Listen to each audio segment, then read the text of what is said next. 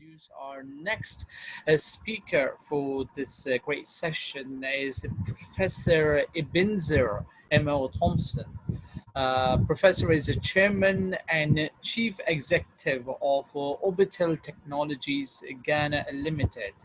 Professor Ebenezer would like to talk about the technology and disruptive learning in developing countries. Without further delay, Professor Ebenezer, the floor is yours now. Thank you very much. First of all, permit me to express my appreciation to the organizers of the Juni and Irene Menakaya Foundation, and also to Professor Dr. Ochita Meka, the president of the South Saharan Open University. Happens after that. So I would very much like to share a few ideas with you with respect to the right to STEM, STEM, and technology education in developing communities. I've been for a very long time in this area of telecommunication and IT, and I saw how the global telecommunication market evolved, how people have made very good use of it. So I'll be talking to you with respect to the content, sharing ideas with you on the content table. I'll try to bring a few notable quotes, dedication from very prominent Africans. These are Nelson Mandela and Dr. Kwame Nkrumah, who have really influenced the development of our continent. Now, after that, I would like to share with you my thoughts and ideas with respect to the STEM concept, the right to STEM. Then the question is, how do we for technology education, where I will try to have a look at history, the beginnings with respect to the internet. Of course, our aim is to use the internet, web-based internet, for the dissemination of skills. So I'll try to give a few ideas on what should be the procedural methods of which we must employ in this determination and acquisition of these skills. I talk specifically about skills deployment with respect to STEM, and then I'll share a few ideas with respect to scientific computing, with respect to big data, and then I'll try to wrap up a few. Now, I've already mentioned that I'm going to talk about Nelson Mandela. He doesn't need any introduction, but I would like to say one or two words with respect to Dr. Kwame Nkrumah. Kwame Nkrumah was a Pan-Africanist. He was the first president of Ghana. He was judged as the Africa's man of the 20th century. A BBC survey of thousands of Africans at the turn of last century. He was also voted the man of the millennium.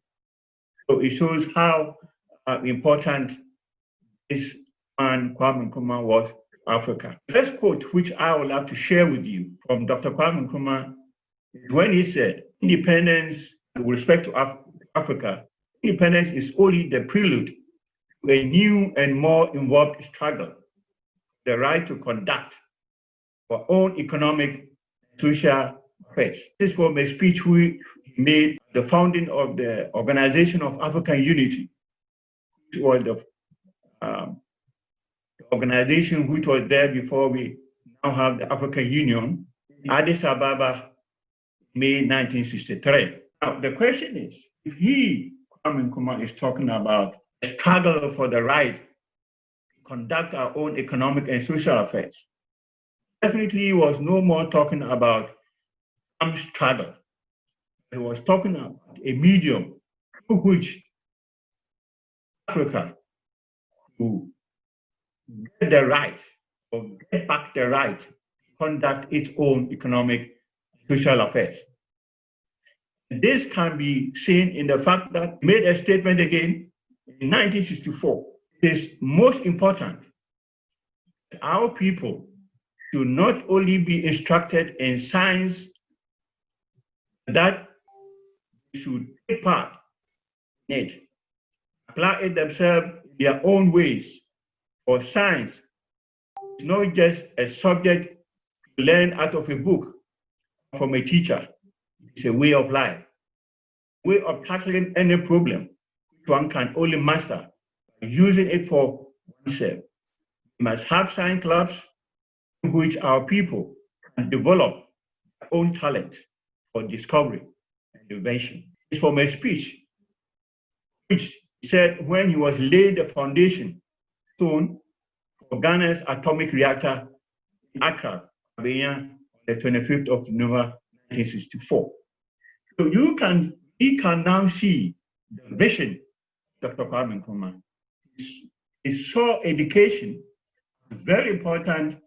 He also saw education as a vehicle through which Africa can manage its economic and social affairs. Before then, he has introduced all over Ghana compulsory and free education, which my grandparents took advantage and sent me to school in 1962. So many more in Ghana who took advantage of this. It was free, even at the tertiary level. And his aim was to produce the necessary workforce, which could now be used to manage the economic and social affairs of Ghana, and for that matter, Africa. So these are aims which Kwame Nkrumah followed. And we go also to Nelson Mandela, and he said that the power of education extends beyond the development of skills, the need for economic success. It can contribute to nation building and reconciliation. So Nelson Mandela takes the vision of Kwame Nkrumah further. It can even lead to nation building and reconciliation in societies. Because if you look at Africa, we have multicultural societies, people with different languages, with different cultures. So education, when properly defined and followed, can also be a means of reconciliation. Although, sure, Mandela, that time, thinking more about South Africa and Africa. We can take this idea further to Africa and also maybe beyond Africa, and that is the world. It's being propagated by the United Nations. And then he makes the profound statement: education is the most powerful weapon you can use to change the world. One of the panelists mentioned that also. So we can see the context and the importance of education. It is a very powerful weapon which does not only bring us economic and social possibilities, but also could lead to changing the world. Now, it says, it's not beyond our power to create a world in which all children have access to a good education. Those who do not believe this have small imaginations. How wonderful it is. So it means that we can create education, the African continent in the world, and we have the power. And we should know it is not beyond our power. We can do it. COVID-19 made it very clear to us that with the conventional form of education, we have a lot of shortcuts that we cannot achieve much. So Kwame Nkrumah said, he put out science, one of the major things which we should follow. So if we think about STEM, we have different concepts how we should be able to bring our population what we need in our ultimate aim of getting a very qualified workforce in our society. The first concept, which is very predominant, is combined science, technology, engineering, and mathematics, STEM. And others use the concept of science, mathematics, engineering, and technology, giving more focus now to mathematics. In other societies, we have the stream, science, technology, research, and others will replace the R with robotics, engineering, art, engineering, mathematics, and multimedia.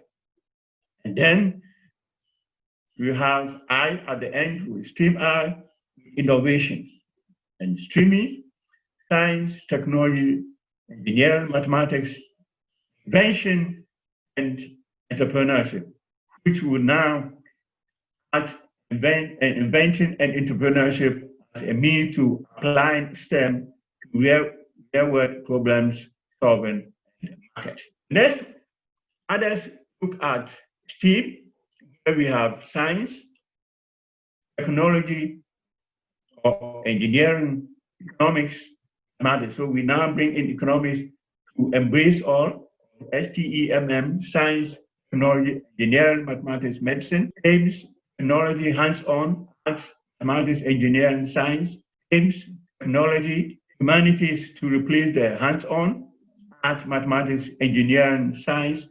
Science includes all three branches of science: natural sciences, social sciences, and formal science.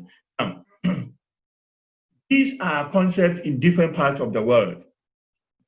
In all, if one looks at concepts which are being followed, most African countries stick to STEM, especially also in Europe and North America. If you go to Asia, they try to add other things to it. So STEM is actually the basis to which we can now provide the basic skills for the optimate aim of getting the best workforce, most qualified workforce to lead the economy. Now, if you look at right to STEM, fundamental principles is to bring about non-discrimination, equality of opportunity and treatment, make universal education universal by following universal access to education, and then solidarity. Ambassador Lawa made reference to that. So we now see what we have before us. The ultimate aim is to very qualified workforce for our society. Now, if we are going to use technology education, let us have a short insight with respect to how things began. We now have the web-based internet. So it means that we are now going to be trying to deploy technology in STEM education with the aim to facilitate learning and improve performance, for us to be able to get our qualified workforce, which will be necessary for developing our countries. They want to motivate them and inspire them. So it means that if we are going to use technology education to push STEM as a concept, then we need to motivate those who are providing it, that is those who are going to disseminate information, and at the same time, also those who are going to acquire that information. We must motivate them, inspire them, and by making it also possible for students to be able to make their own choices. Science should no more be in the conventional way where we have the teacher in front and the student listening, that opportunity must be given to the students, make choices, with respect to a given topic, which is not going to be followed, in order for one to be motivated and be inspired. Only through that can we teach them how to think, and not only rely more on what to think. Let me make a few comments to that. Concept of how to think and what to think. Most conventional teaching, for example, teach a student 2 plus 2, says it is 4. That asking why it is 4. Why is 2 plus 2 equal to 4? That one we can get when we follow the concept of teaching students how to think. In that one, in that way, we are creating, using, and managing the appropriate technological processes and resources, and that will then help us to effectively use technology to achieve our ultimate objective of producing efficient workforce, which has been taught how to think. That will lead to disruptive innovation. Now, that is the only point where we'll be able to get the correct workforce. Third one, to drive the economy of tomorrow. That comes under the procedure method. You need to employ, deploy, to be able to disseminate skill and make skills acquired by students in the appropriate way. As I said earlier on, our objective is to produce a highly skilled workforce to drive the economy tomorrow. Now, if you take the diagram, the object is to produce qualified workforce, those who are going to disseminate skills. Then we have students or lecturers, primary school pupils who are going to acquire these skills, the skills acquisition. So we need to create, use, and manage technology for that objective of getting a highly skilled workforce. And that can be facilitated properly and bring improvement in performance. So that should be able to provide the skills, workforce, the things we need for tomorrow. I would like to bring in another well-known genius, Albert Einstein, who said, education is not the learning of facts, the training of the mind. It goes very much in line with teaching in a way students, the pupils, how to think, not what to think. Because in that way, if we only teach students in the conventional way what to think, definitely the creativity that we want for our workforce will not be there. So we need to keep in mind that education is not the learning of facts. It's not only the learning of facts, the training of the mind to think. That we can only achieve by teaching students how. The method that we need to follow is to bring about a change in pedagogy and call it collaboration between the disseminator and the acquisitor of skills, to encourage communication between them. Then it is between student, between teachers and teacher, between students and teachers. This is the only way where we will be able to produce necessary skills after post-COVID. Because we need to motivate them, we need to have a situation where we shall have student-dominated, student-centered approach. Go back from the conventional way where we have a teacher-dominated approach. But that is, in most cases, to teaching the students or the pupils how to think, instead of teaching them how to think. That is the only way ahead. We need to allow students to do what seems impossible.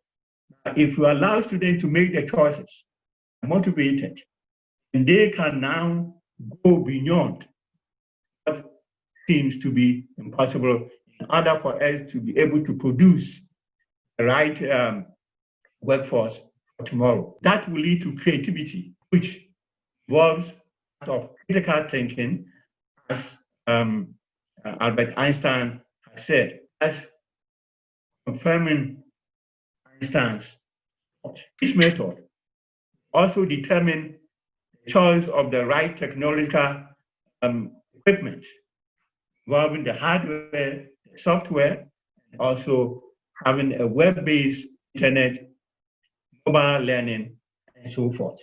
The tools we have them today, we need to make use of them in order to be able to produce the right workforce for tomorrow, emphasizing on how to think and not what to think. Now, how do we deploy this method? Shall now be able to deploy certain skills in a very new way. We shall have new physical products, new services, and physical products. We shall have efficient systems. We shall have the ontology, that is being able to specify the concept which we need to follow and also solve their problem. Now, let us now look at it specifically with respect to big data, which makes it important for us to look at scientific computing. Scientific computing can be started at a very early age, education. Young students, young people, then teach them how to get things like combining mathematics, computer science, then doing the modeling or the simulation. You can simulate these things in classroom. You can simulate these things in our concept. And simulate what we want to talk about in a virtual world very well. And that will appeal to students, appeal to the kids, motivate them to follow more what to bring them and set them on to go beyond what seems possible. That is the only way that we can achieve these things.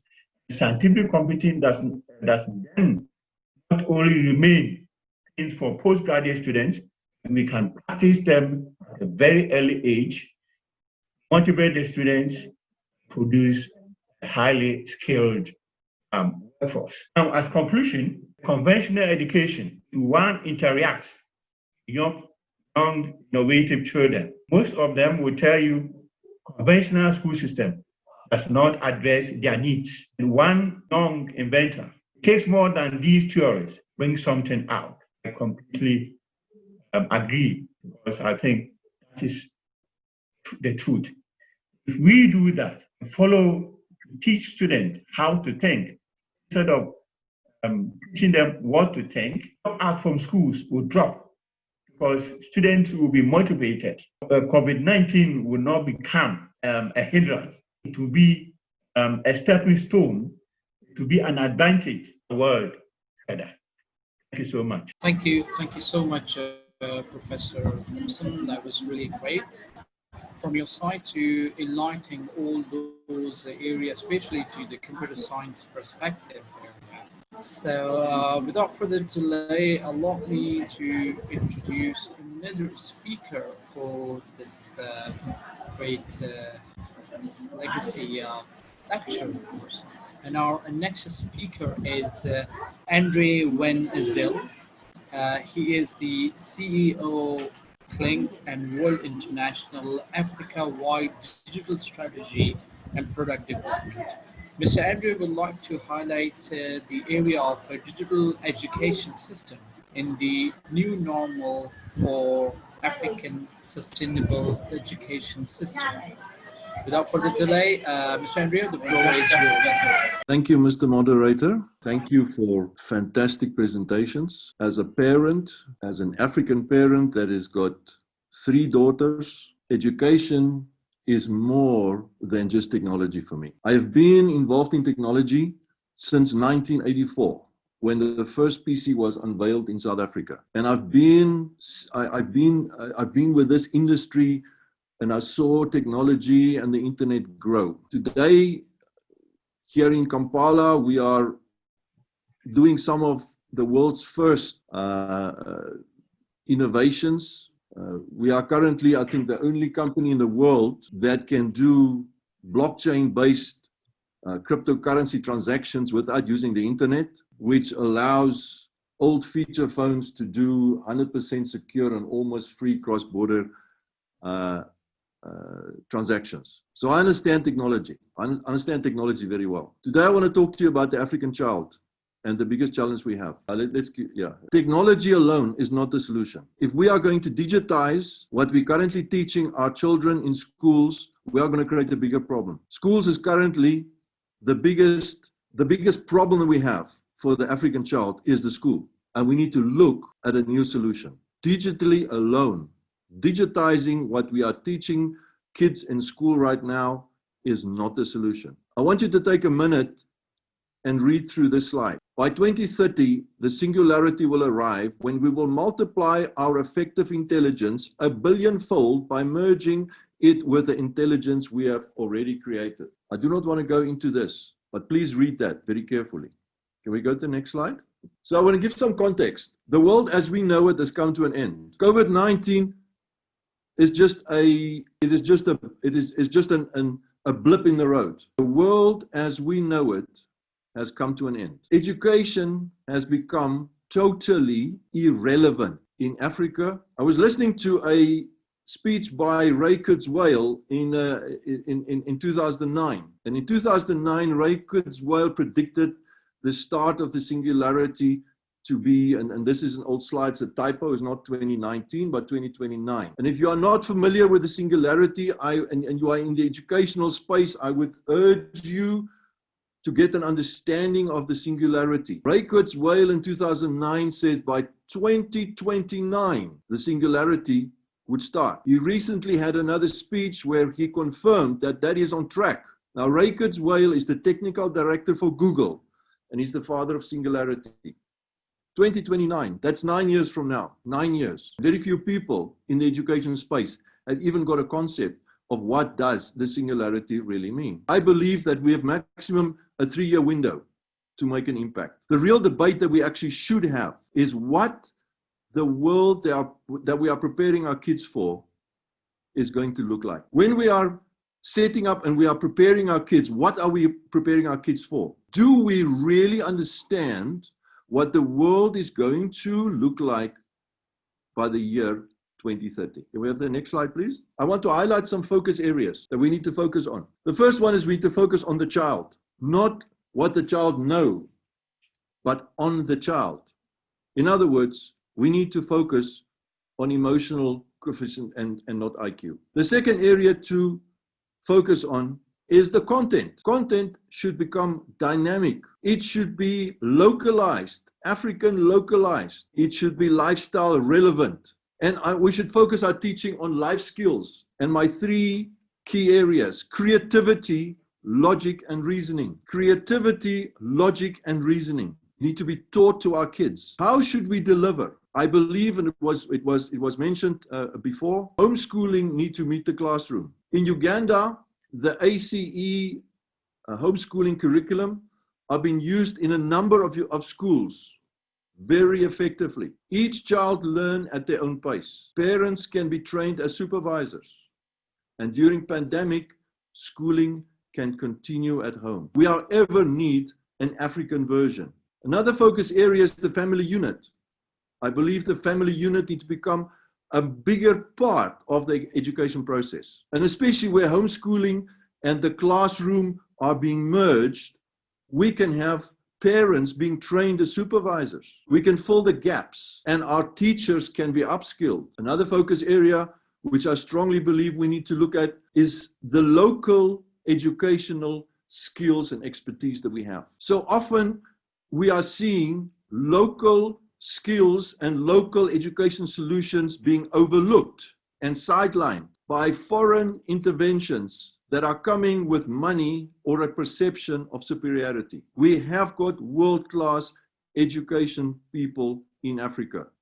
We need to focus on them, we need to develop them, and we need to give them the space to come up and bring their solution. Can we get the next slide, please? What is the solution? The solution is lifelong integrated learning. We need to remove the compartmentalized education system and create a seamless and continuous lifelong learning experience. We need to move from static content to dynamic knowledge sharing, and all learning entities should be connected into one learning ecosystem that shares learning and knowledge to ensure the most relevant content being delivered. Get the next slide, please. So this is an example of what we are proposing and what we are busy putting together here in Uganda. But this is the concept. The concept is that we create an online learning and social knowledge network. We are using technology that's available. We've currently putting together the Moodle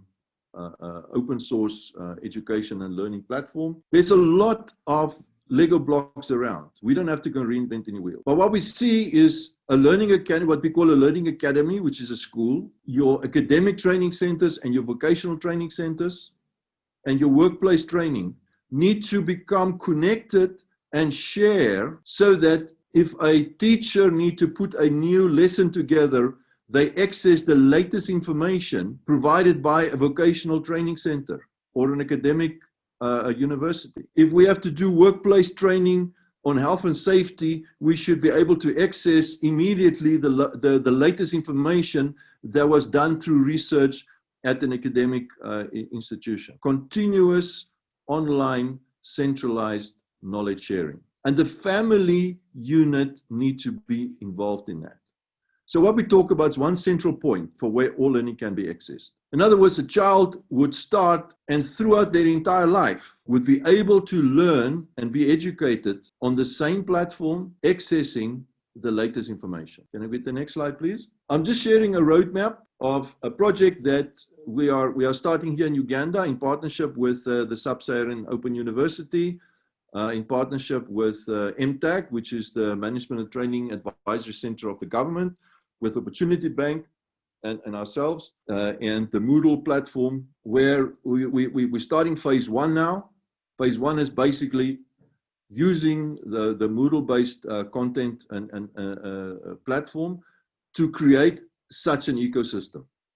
An ecosystem where schools, MTAC, and Sub-Saharan Open University can start sharing content, lessons, information in the same ecosystem. That's phase one. With phase one finished, we will then use to move to a social knowledge network. They want to go into that's an entire presentation by itself. And then ultimately where we need to go to is corporate knowledge exchange. In other words, we need to move towards a knowledge-driven economy, because that is the future. The future is a knowledge-driven economy. Small steps. We're starting with phase one, and it's really now being put together here in Uganda. Happy to talk to anybody that wants to join us. Next slide, please. This is just This is just an example of the map that we want to use at 3 local schools. We got a very simple Linux server with Moodle pre-installed. It can be updated either via the internet or manually via USB stick. Please, educators, do not let lack of internet stop you. You can easily run such a setup in a school without internet. You can use a normal USB. A simple solar panel, a battery, and the Kayo kit is one of the products that we're looking at. It's made in Kenya, actually. I've heard some of the presenters talking about the importing of devices.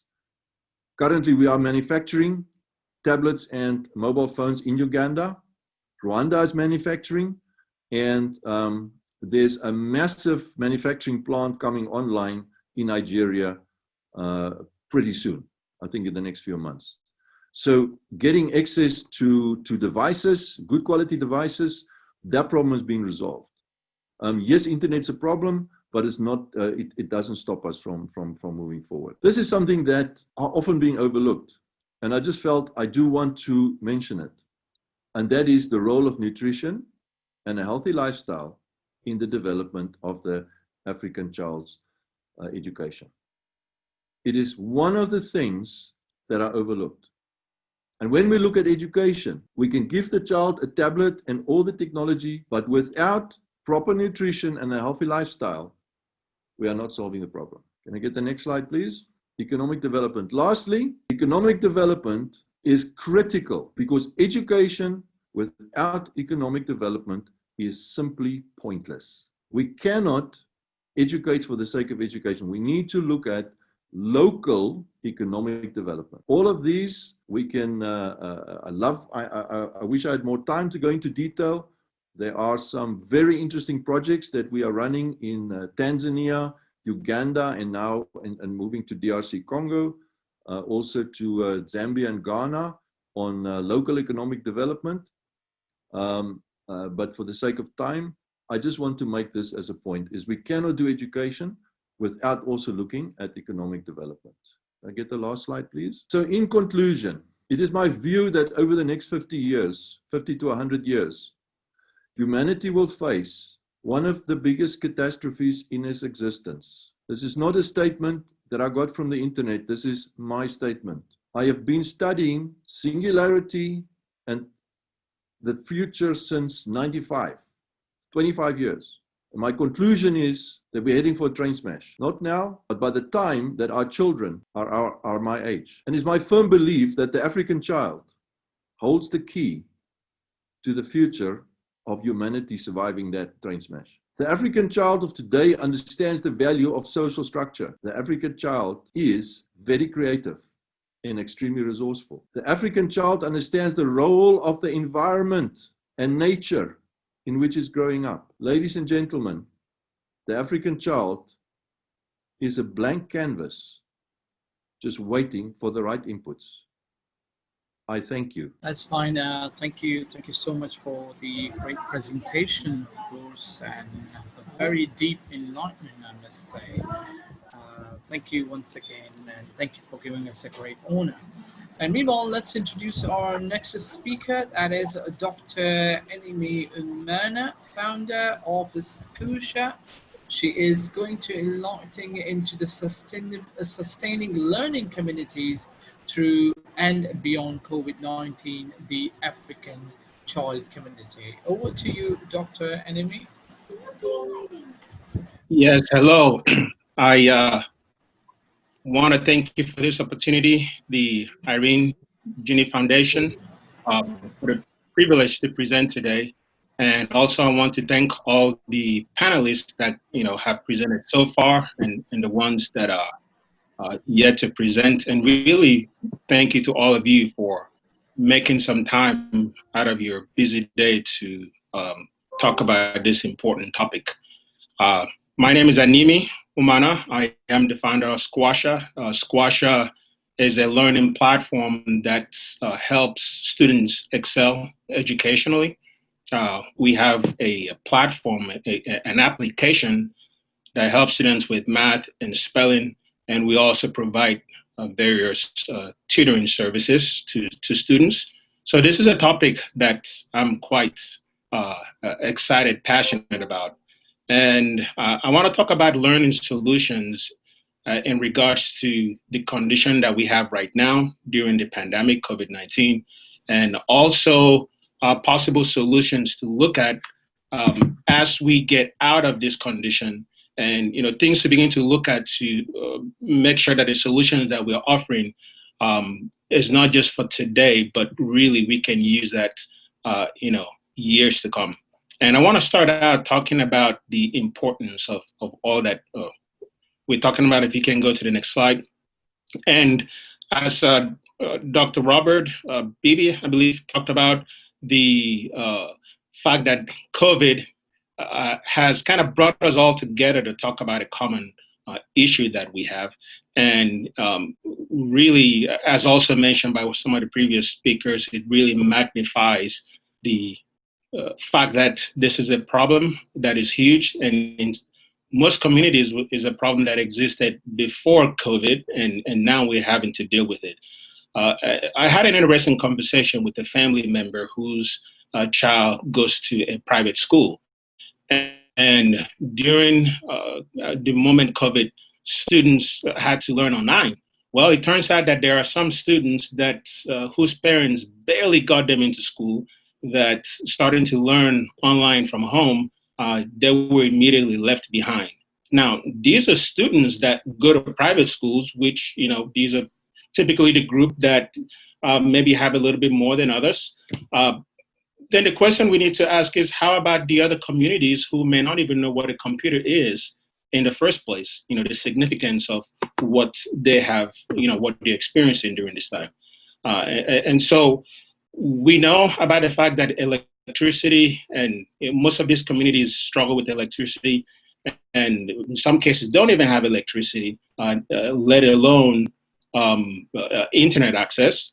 And the point that a lot of times we don't like to talk about is the fact that we have decision makers that are thinking more as far along the lines of what's in it for them versus what's in it for the bigger community. And sometimes we don't want to talk about these things, but really these things do exist. And the folks that condemn folks that are doing this, but when they're in charge, the same things happen again. And so this ends up being a really important topic, and the whole concept of going from below average as far as the solutions that we have available to above average ends up being something that cannot happen overnight. A lot of times we look at where we are now and where we need to go, and the fact that that gap is so huge, we get paralyzed just thinking of how to proceed. 5 years ago, when I visited Nigeria, I spoke to a school about the Squash App platform, introducing the learning application, the mobile app, into their learning. And they immediately told me that it wasn't going to work because they don't have constant electricity, they don't have internet access. And so they listed all these reasons why it couldn't work. And whereas what we need to do is understand perhaps we are where we are now, but what can we do to begin to embrace and move in the forward direction rather than saying, this is where I am and I give up. And so, but fast forward now to COVID, where we're having to deal with all of these issues. These are really important issues. And if you go to the next slide, I did my elementary and high school back in Nigeria. And those days, what you're seeing here on this slide, this is very real. I sat in one of these classrooms just like this. The only difference was that, luckily for me, we did not have any pandemic, COVID-19 at that time. If that were to happen, things would have been very much different. But, we talk about kids going back to school and social distancing, and, many communities are still like this. In some cases, maybe they don't even have walls around them, sheltering them from outside elements. And so beginning to look at this condition and starting to think about solutions as far as what this community can do to take advantage of current solutions that are available to address the current pandemic, and also beyond this, is a very important topic to discuss. And if you've ever had a nail get stuck on your shoe, and this has happened a number of occasions when I was growing up, you can explain all day long that you're walking, you can feel something poking in your toe or your feet, and it hurts, and you're trying to explain it to someone. And if you can go to the next slide, and no one will get it. It hurts, my something is poking, but no one really understands. And so having grown up from a society like that, and now seeing what we're going through it like this, I understand what this means, and a lot of you listening, you'll also know it hurts. And so to wait around and expect for other people to solve this problem is not the way to go.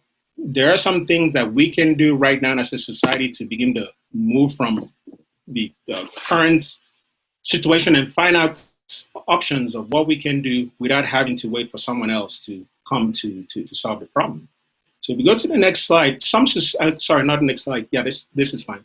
I want to admire some communities right now that are already looking for ways to solve the solution, solve the problem. Some societies, they're using social media, they're using radio waves, and there are some folks that can sit down and criticize this method as to the effectiveness. But I actually commend such societies because they're not folding their hands waiting for someone to save them. They're not folding their hands waiting for a savior. They're asking themselves a question: we have a problem. What can we do with the current infrastructure that we have to move ahead? And this is the solution that they've come up with, which I commend. And when we look at the way that different societies and communities are trying to solve this problem, it comes down to the fact that we all have a common problem that we're all trying to solve independently. And so the next bullet point, if you begin to look at what it will look like if we actually came as a society to solve a common problem where we have a problem of trying to find a sustainable solution for the current situation that we have, and even beyond that. But instead of trying to do that in an isolated manner, trying to come together to do this. There are a lot of schools, for instance, that are already trying to digitize some of their content, which I think is good. But some of these schools that are a little bit further along, they're able to get all that information and take care of their small school and just look at that solution by itself. But think of an approach where you have partnerships. So if you go to the next slide, where instead of having one school or 10 schools, for instance, trying to solve the same problem, perhaps they can come together in some form of partnerships to solve the same problem. Think of it that, you have 5 schools. So growing up, we call them primary schools, right?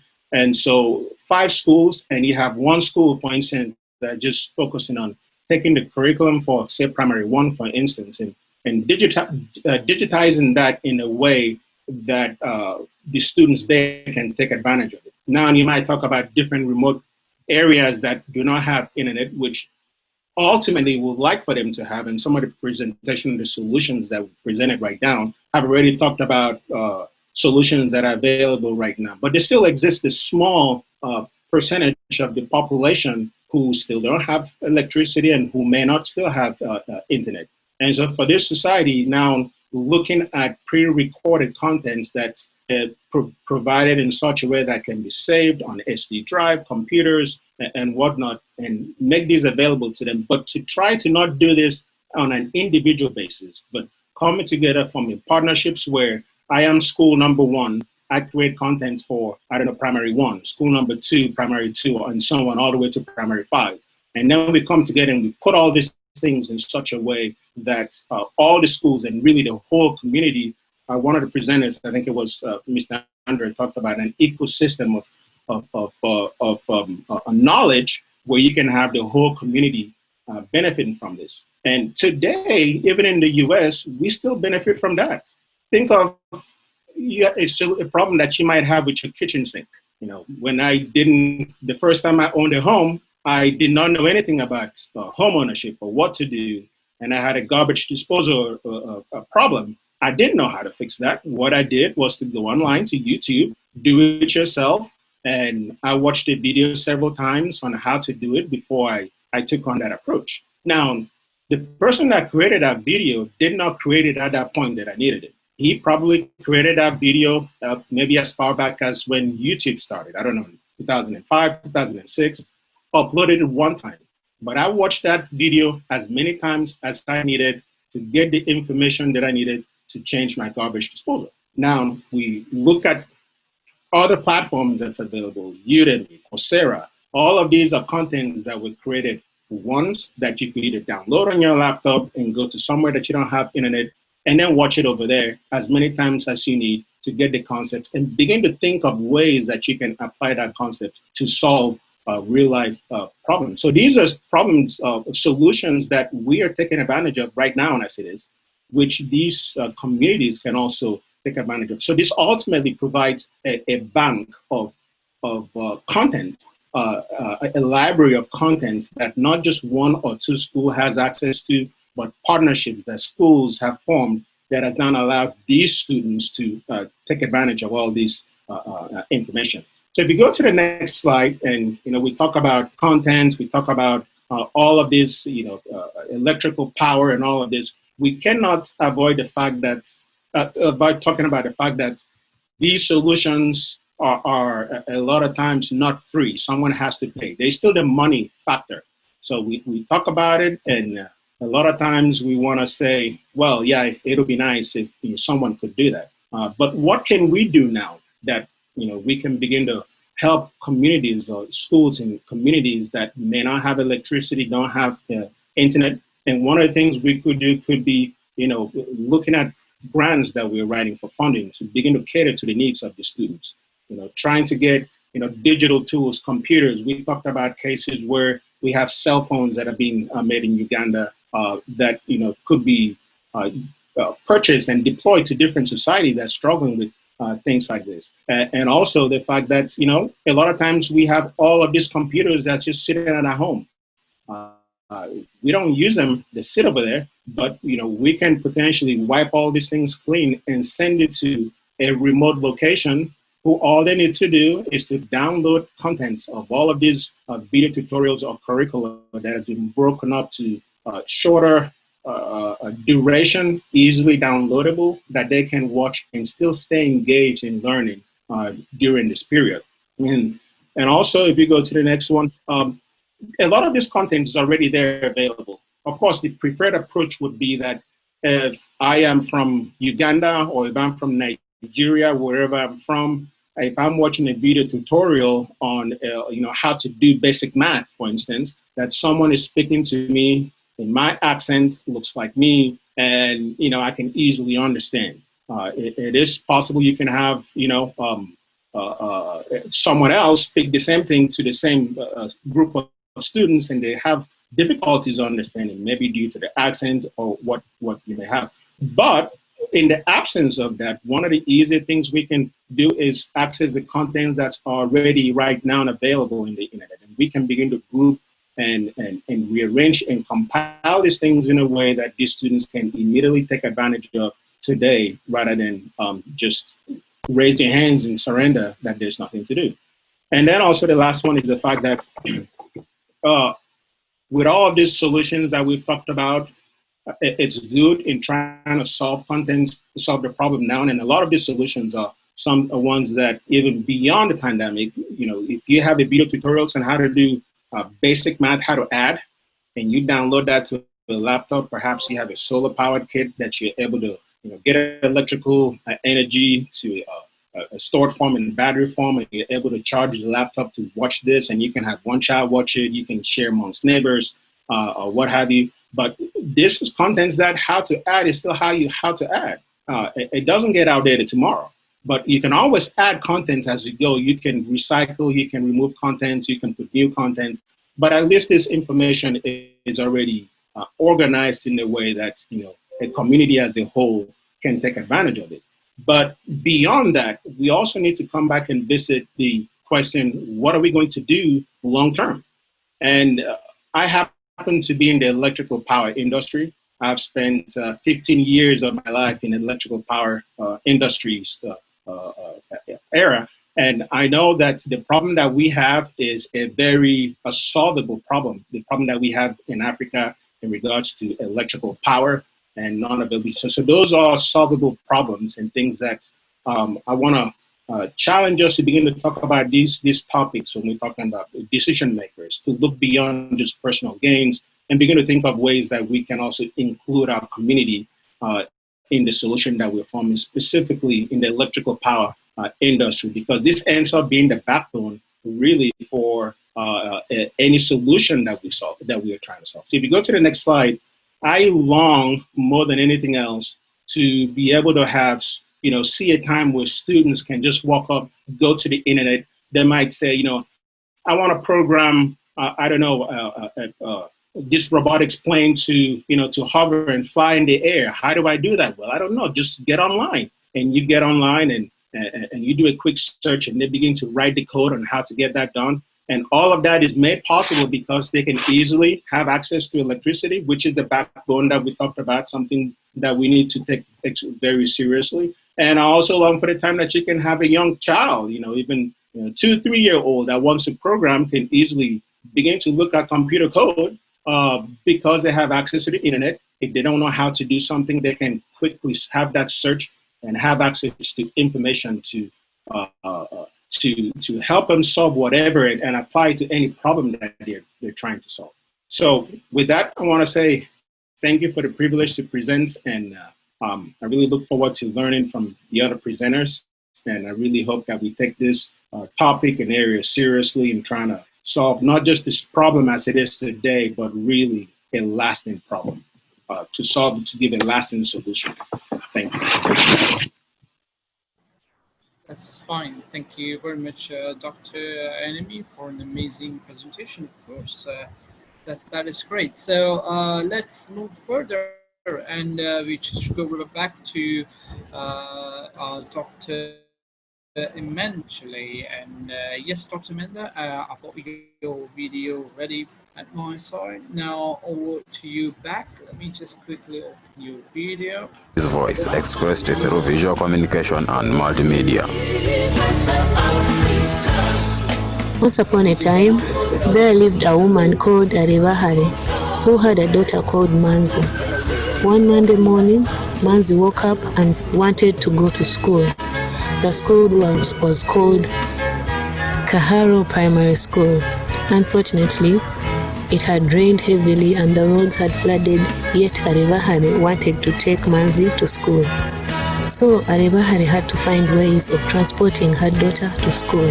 She then decided to carry her on her shoulders because she never wanted her daughter to miss school for even a single day. A group of elite women had visited the school to have a talk with the children. The talk was about social, economic, political issues, and opportunities such as children's rights to education, health, etc., according to Article 34 of the Constitution of Uganda. While returning from school, Manzi reflected on the talk she had at school and immediately made up her mind to study until she graduated. Manzi studied hard and graduated with a Bachelor's of Law. This was because she wanted to understand laws that affect her as a woman. It is clear that women constitute over half of the world and the African populations. Uganda's population is 50.26% women and 49.74% men, according to the National Population Authority of 2015. Women provide the labor that sustains the continent's agricultural economy. Yet, although through affirmative action programs, many women are enjoying better lives, the majority of women in the developing world still face challenges of access to information, reproductive and maternal health, and education, according to ACEN 2017. Female poverty affects many women in sub-Saharan Africa. As such, there is a need for a voice that represents this complex constituency of women. In sum, Africa needs a collective voice to speak about exploitation, challenge marginalization, and resist oppression. However, if this voice is to service a common good and qualify as truly our voice of Africa, then its tone has to be modified to accommodate liberative voices of women. Such advice would allow her to address the wider issues affecting Africans. She participates in the shaping of her nation state. She took a stand for not just her rights, but also for those of others. In her poem, Our Voice, Nomia de Sousa speaks out, our voice of Africa, as that voice that is liberative, that voice which opens up new ways and lights up remorse. and burns glimmers of hope in the dark souls of desperate people who cry out for emancipation from slavery. That voice which creates new possibilities by awakening a cyclone of knowledge.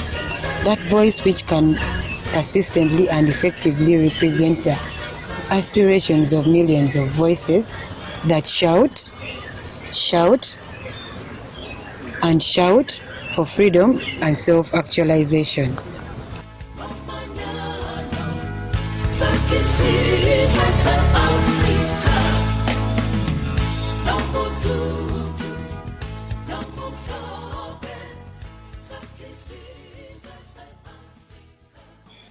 Okay, that was really great, I must say. Yes, Dr. Minda, the floor is yours now. Thank you so much. I'm sorry about what happened. So this is the work that I do in the community, and I use communication to talk about things that really affect the girl child and women. And I hope to do more videos like this to teach students or to teach children in the communities. Thank you. Okay, that's fine. Thank you so much, Dr. Amanda. That was like quite interesting video, I must say, that really clears the great idea about the voice of women, particularly to the Uganda side, where we have the overwhelming population of the women as compared to men. That was about more than 50%. That's fine. Thank you very much, Dr. Amanda. That's fine. I can move forward to another speaker. And our next speaker is actually Samuel Muthanga, Executive Director, the Foundation for African Empowerment, Arusha, Tanzania. And yes, Samuel, the floor is yours now. I will project your presentation. Please, the floor is yours now. Thank you very much, Ambassador Fard, the moderator for this session. And ladies and gentlemen, it is also my pleasure to be invited to speak in this very important forum. So I wish to thank all the organizers of this very important session about education in Africa in this era of COVID-19 and beyond. I'm going to talk about special needs education, addressing the individual differences of children in Africa.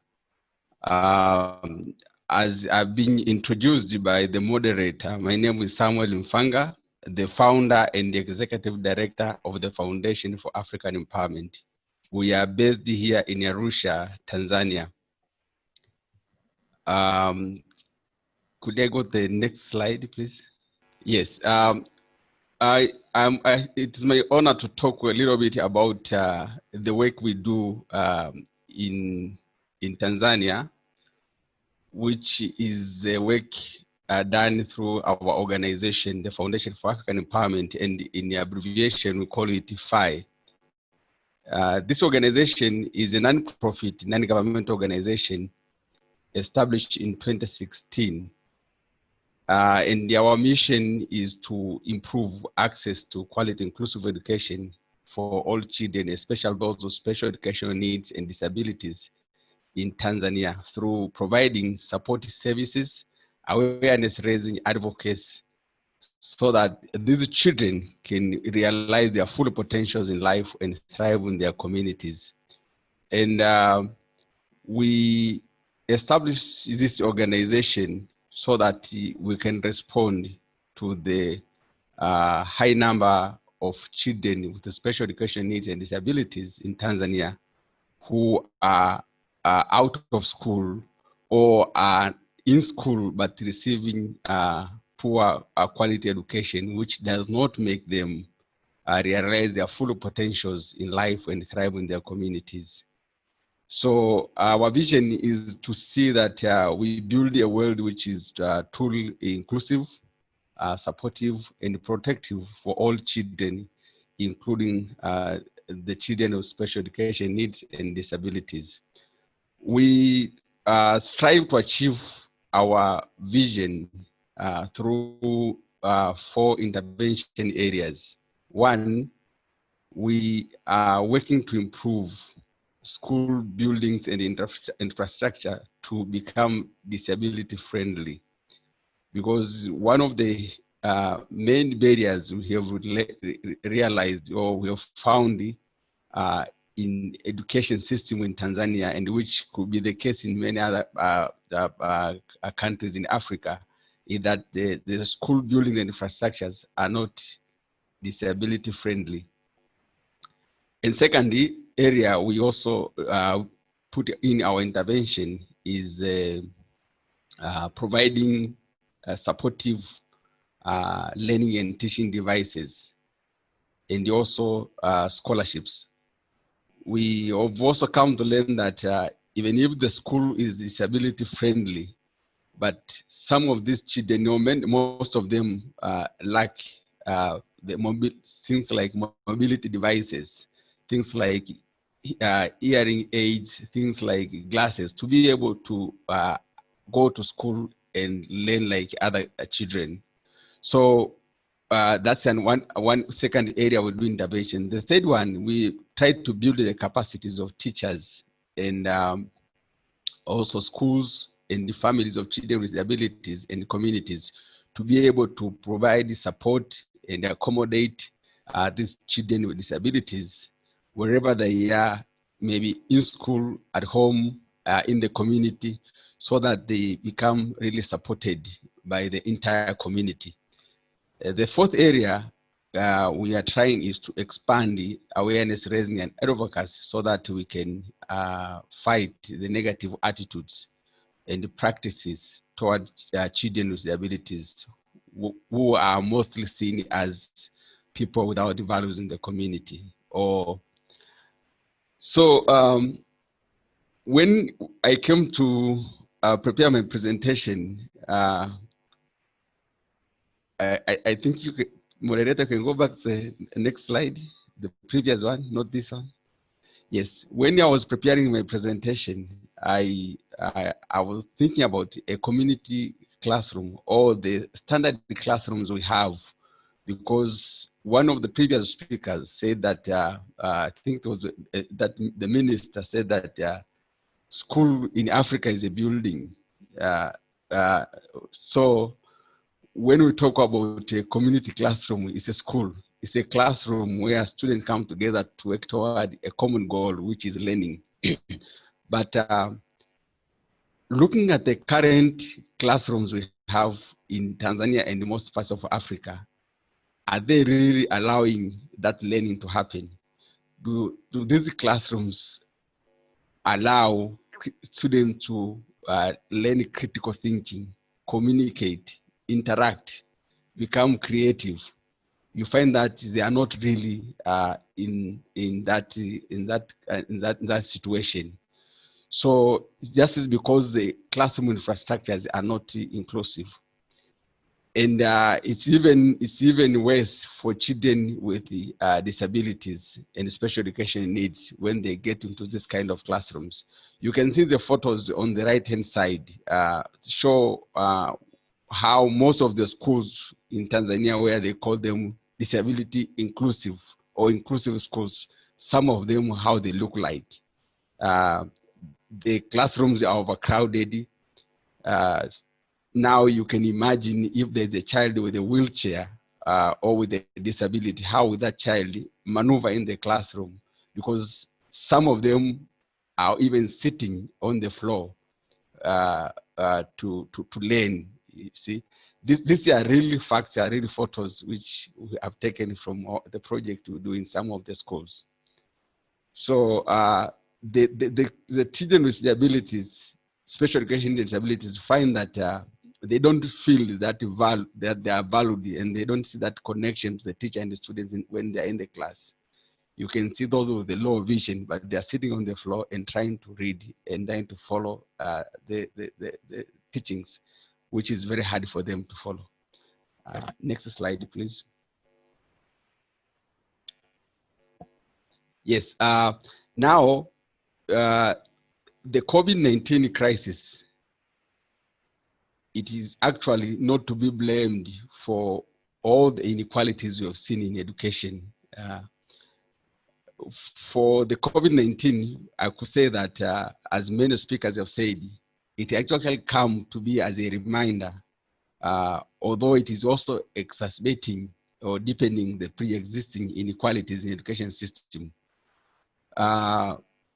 We have seen already how our education systems are, the infrastructure and the school buildings are, that they are not really inclusive. There's a lot of inequalities. Most of children with disability are not attending education, accessing education, just because the system, the school system, are not built to become disability friendly. Now, when the COVID-19 set in, it has also kind of reminded us, but also kind of deepening or exacerbating the problem which is already pre-existing. And we have seen a lot of impact on the education sector. Schools have been closed down. And so many students, like in Africa, African countries and in other parts of the world, are not accessing education as they used to be, as it has been to be going to school. And also, even some of the kids, there has been a reduction of opportunities to access education, especially for those who are the most vulnerable and disadvantaged, such as those of the special education needs and disabilities. We have been talking here, some of the speakers have been talking about technologies, digital technologies, but these children with disabilities, even if they're in a country in Africa where they are trying, or a school trying to introduce technology, which kind of technology is available for them to be able to access learning? In some of the schools we work in, which most of them are public schools, and in the marginalized community or rural areas, you find that, as I've been saying, there's no internet, there's no computer, they've never seen a computer, there's no internet. So even teachers themselves don't have the knowledge and the skills to do online teaching. So when the schools were closed, especially also in Tanzania, children in public schools, I can say that they were not able to access, to learn anything until when the schools reopened. And only a few schools, schools which most of them were private schools and expensive schools for the affluent families, we are able to try use the e-learning and learn a few things here and there, but it was not really very effective because this challenge found many of the schools or the education system in Tanzania unprepared. So we can go to the next slide. So yes, thank you very much. So apart from the general challenge posed by the COVID-19, but specifically if you go to these schools, you will find that COVID-19 now has come and told us that your water supply in the school is inadequate or is lacking. So that is a very specific challenge which has been reminded or exposed by the COVID-19 challenge. Because with the COVID-19, schools have been told or given guidelines that make sure that there's available water for running water for students to wash hands, even for the teachers. But how can they wash hands when there's no water, or there's inadequate water, or there's an unreliable water supply? Secondly, even those hand washing facilities or washing facilities are not inclusive, are not disability friendly. So when a school tries to put in place the wash facilities, you will find that they are not disability friendly, and so children with disabilities are not able to access and use them. Thirdly, third specific challenge we have come to learn is that teaching, and now the COVID-19 has exposed that this means of learning and teaching is an option and is also needed in the education system. Another challenge which has been posed by the COVID-19 is that the classrooms setting do not allow social distancing and sufficient aeration. With the COVID-19 guidelines, how students need to protect themselves when they're in the class, they are told that observe social distancing. Now, you have seen in the previous slide, and many other presenters have shown that how classrooms are overcrowded in schools in Africa. Look at the photo I'm showing on the right-hand side. That is a toilet of one of the schools, which is designated or is called a disability inclusive school in one of the areas here in Tanzania. Now, a child with a wheelchair, how can that child get into that kind of a toilet? How that toilet actually does not have even water, running water, anything. So this is a problem which have been there, but with the COVID-19 now, it's like reminding that you need to do something about your education system. Could you go to the next slide? And now, apart from challenges, the COVID-19 pandemic has also brought up opportunities or shown that there are opportunities in the education system. And already, people who are really like, I'll call them entrepreneurs, who are become innovative to come up with the ways to help schools have things like hand washing facilities, you know. So many young people for a hand washing station like the one is shown on the photo has been built by young people here in Tanzania, and they've been supplied and they are sold to be supplied in schools. We have also seen young people who are good in technology trying to devise ways, teachers in private schools, where they can use to send notes and teach students in those schools. I've seen those programs being sold, software has been sold, or apps being sold to private schools, and the student trying to use. So we could see COVID-19 crisis also bringing challenges, but also opportunities. And now there's even more opportunities in the areas of building capacity of teachers to be able to provide effective online teaching. This has been said by many speakers, and it's an opportunity. If someone is able to come up with a program to teach teachers to be able to provide online distance learning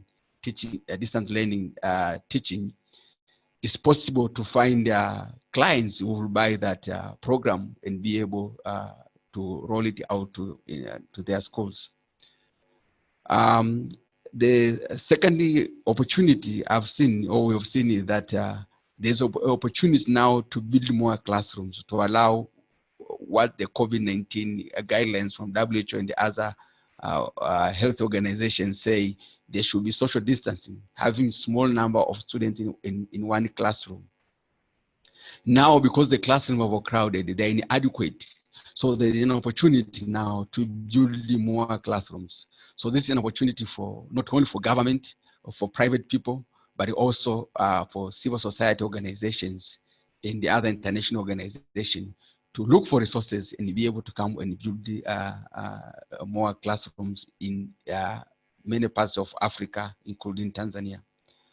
The photo you see below, the one which the children are washing their hands in that free hand washing water dispensing stations, is one of the projects. Both of these are our projects which we have done just to help students in some of the schools we work in to protect themselves from COVID-19. And the picture, the second picture shows one of the projects we're working on to build a classroom or or 3 classrooms which will provide education for children with special education needs and disabilities, but also other children, because this classroom has been designed in such a way that it's a disability friendly and we believe that it will be able to serve that purpose. So there is an opportunity to also improve access in classroom to allow provision of education for children with special education needs. And this is also an opportunity which our organization has seen, and already we have been working in this area before even the COVID-19 set in. But our service is now more needed than ever before because of the COVID-19 crisis. Also, there's an opportunity brought up by COVID-19 to invest in science and technology to allow for distance online learning and teaching. But also there's an opportunity to ensure water supply and install wash facilities, hand washing facilities that are accessible by all students, including those with special education needs and abilities. Here in Tanzania, there is one a big company. They're involved in assembling of cars.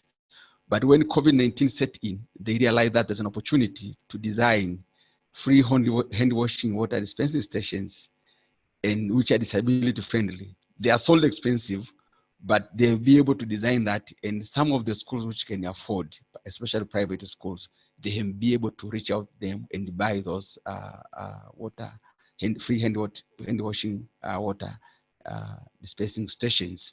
So that is also an opportunity brought up by COVID-19. I believe in also other countries, Nigeria, Uganda, Kenya, and many other countries, the COVID-19 crisis has created opportunities, and those who are entrepreneurs can come in and try to help resolve some of these challenges, and that is opportunity for them. Could you go to the next slide? Now, with this COVID-19 exacerbating inequalities, or really unveiling inequality existing in our education system, or reminding us that there are inequalities which need to be addressed in education system, what needs to be done?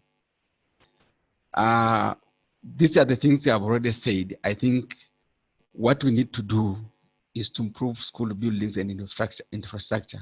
And this is one area where our organization, the Foundation for African Empowerment, is investing its efforts in. But this school building and infrastructure we invest in needs to be able to provide education for all, needs to be able to provide education for all, including children with special education needs and disabilities. But also, there's a need to ensure water supply in the schools, that schools have adequate and reliable water supply. And also there's those hand washing facilities, which are not only needed for COVID-19, but also for many other waterborne diseases. And if they are designed in a child-friendly way, in a disability-friendly way, what we have learned so far, children enjoy using them, and you see them going back many times, washing their hands more frequent than ever. And we have seen this from one of the this kind of free hand washing water dispensing stations we have supplied in one of the remote schools. And we are surprised to see that when there was a hand washing bucket, without those infrastructures, not designed in a child-friendly or disability-friendly, there was children tended not to go frequently to wash their hands. But when this one was put in place, every time they want to go and wash their hands because they enjoy doing that. We see that there is a need to invest in technology to allow for online distance teaching and learning for all children, including those with disabilities. This is something which requires investment, and it's not something which can happen overnight because it requires capital to be able to do that, given the fact that internet, electricity is not readily available in most of the communities in Tanzania and Africa in general.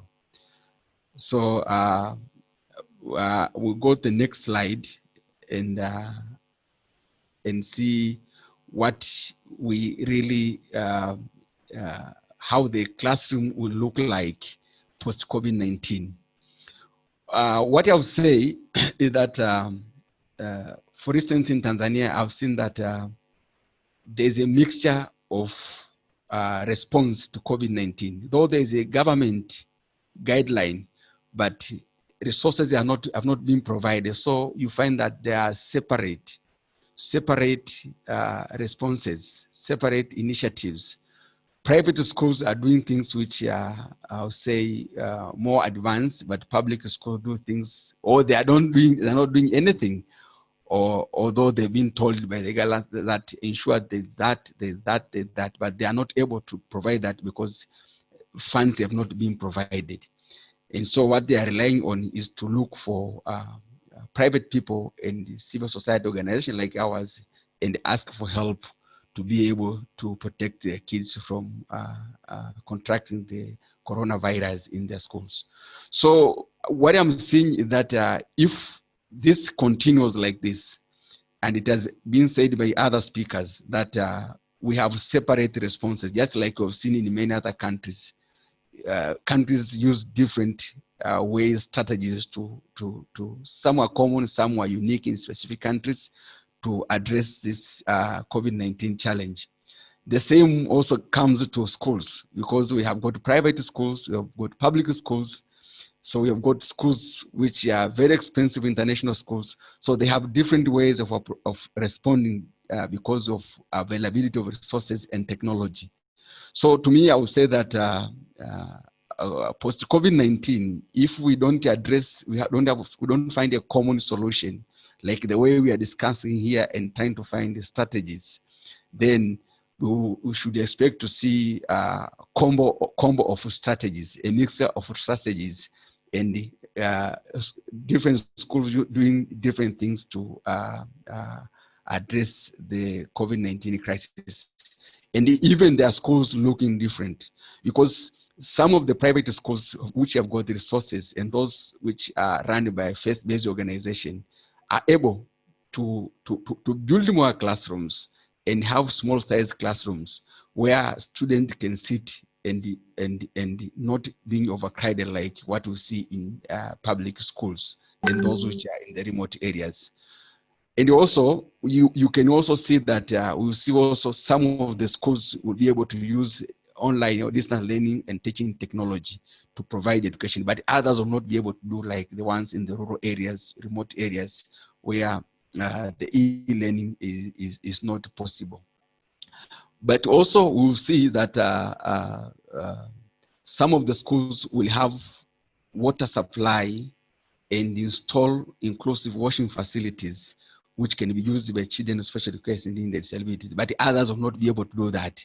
And they may not be able even to have water in their schools. So to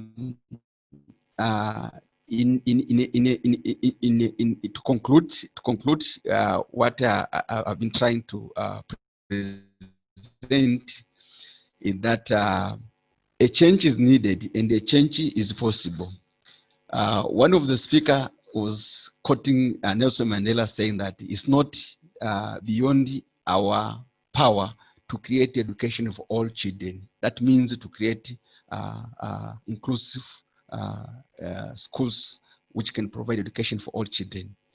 So, but to be able to get there, we need the concerted efforts, and the different actors need to come together and be able to come with strategies which can help address these issues, and not only the government, but also civil societies, international organizations, cooperation, private business. They need to come with ways to be able to address those issues. We are now in our organization looking forward to, we have already reached about 1,200 students in about 5 schools. But now we are looking forward to reach more like 15 schools, which are in dire need of our services. What we need is to have more support and partnership to be able to do that. But the needs are still there. And if you get to the ground, you will be surprised how much is needed to be done to be able to protect, but not only protect, but address the inequality which have been existing in our education system for long. But this is a call to reminder just from the COVID-19 crisis. Thank you. Thank So you I so should much. end by saying that, yes, thank you very much for having me and Yes, your attention.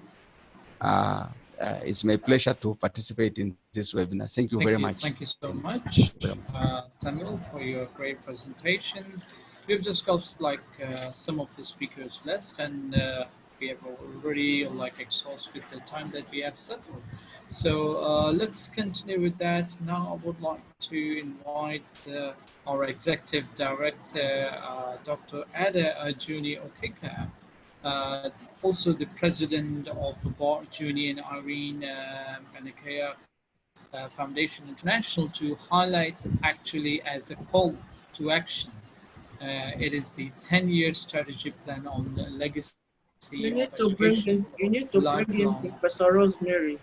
No, we have to jump her for.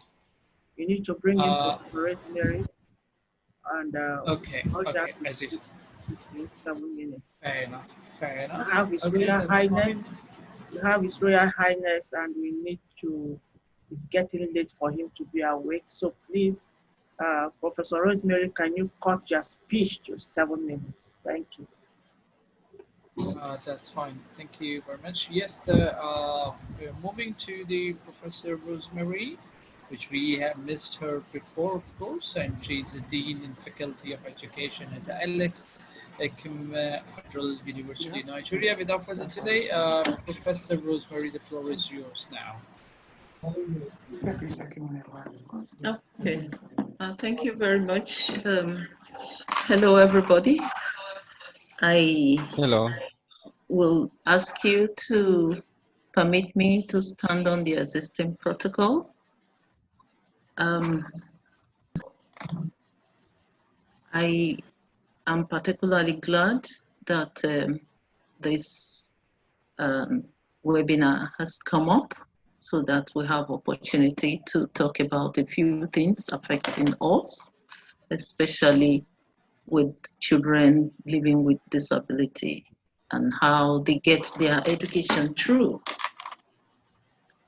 Thank you very much. I am also glad about the caption, "My Child, My Pride." I would like to examine in the few minutes that have been given the exceptional education process amid and post COVID-19. I am from Alexaqueme Federal University. I'm the Dean of Education. Now, we all know that the effect of COVID-19 is actually obvious, and the exceptional learners are particularly affected and more devastated if you compare them with other learners. And that is because many of them have to cope without help during this period of the COVID-19 pandemic. And worldwide, we know that 15% of the world's population, representing about 1 billion people, live with disability. And so it's a very significant item that we must always give attention. 2 to 4% of this proportion also find challenges in living without assistance during this period because of the closures that they have experienced in the past months. We know that disability is widespread in this part of the world, in Africa. In Nigeria, we have a big proportion of the people living with disability. In our education system, we have a reasonable allowance for people living with disability. Our policy says they could get education no matter what their circumstances are. And that is very important. Can we go to the next slide, please, so that I can cover? So I want to mention that factors like gender nationality, ethnicity, poverty, and others affect internet access. And during this time of the COVID-19 pandemic, schools have been closed, and we know that the current trend is integration with children living with disability. They are no longer separated to special schools, except for very rare circumstances. And so an online-based high-tech approach is not ideal, but that is what the governments have resourced to, and so many of these children are not served. And there is also this issue of inadequate educational support because of the circumstances that both the children, the teachers who are actually having their own problems have to face during the COVID-19 pandemic as a result of the pandemic. But be that as it may, the government has actually made a lot of effort. And can we go to the next slide? We are thinking that although the children are suffering from these issues that I have mentioned, other things could be done if we are able to get them through. And that is what I have focused on. Can we go to the next slide? And so that I can mention them. So knowing that they have the following problems, like not being able to follow for lack of access to internet in many of the cases, there is need to have all the learners accommodated to ensure that they are not left behind during these closures. There is need, even when schools reopen, to have everybody accommodated, because disability shouldn't actually mean that people should be alienated because they don't have a different society, and they should be able to access education like the other children have their opportunities. That's why we are insisting that online and high-tech learning platforms may not be the answer, but if that is going to be our only access, then we must also prepare for it, because many of the teachers are not really ready for the online teaching, especially in the case of reaching marginalized children and disadvantaged children, and even children that we might regard as unnoticed because of their disabilities. Next slide.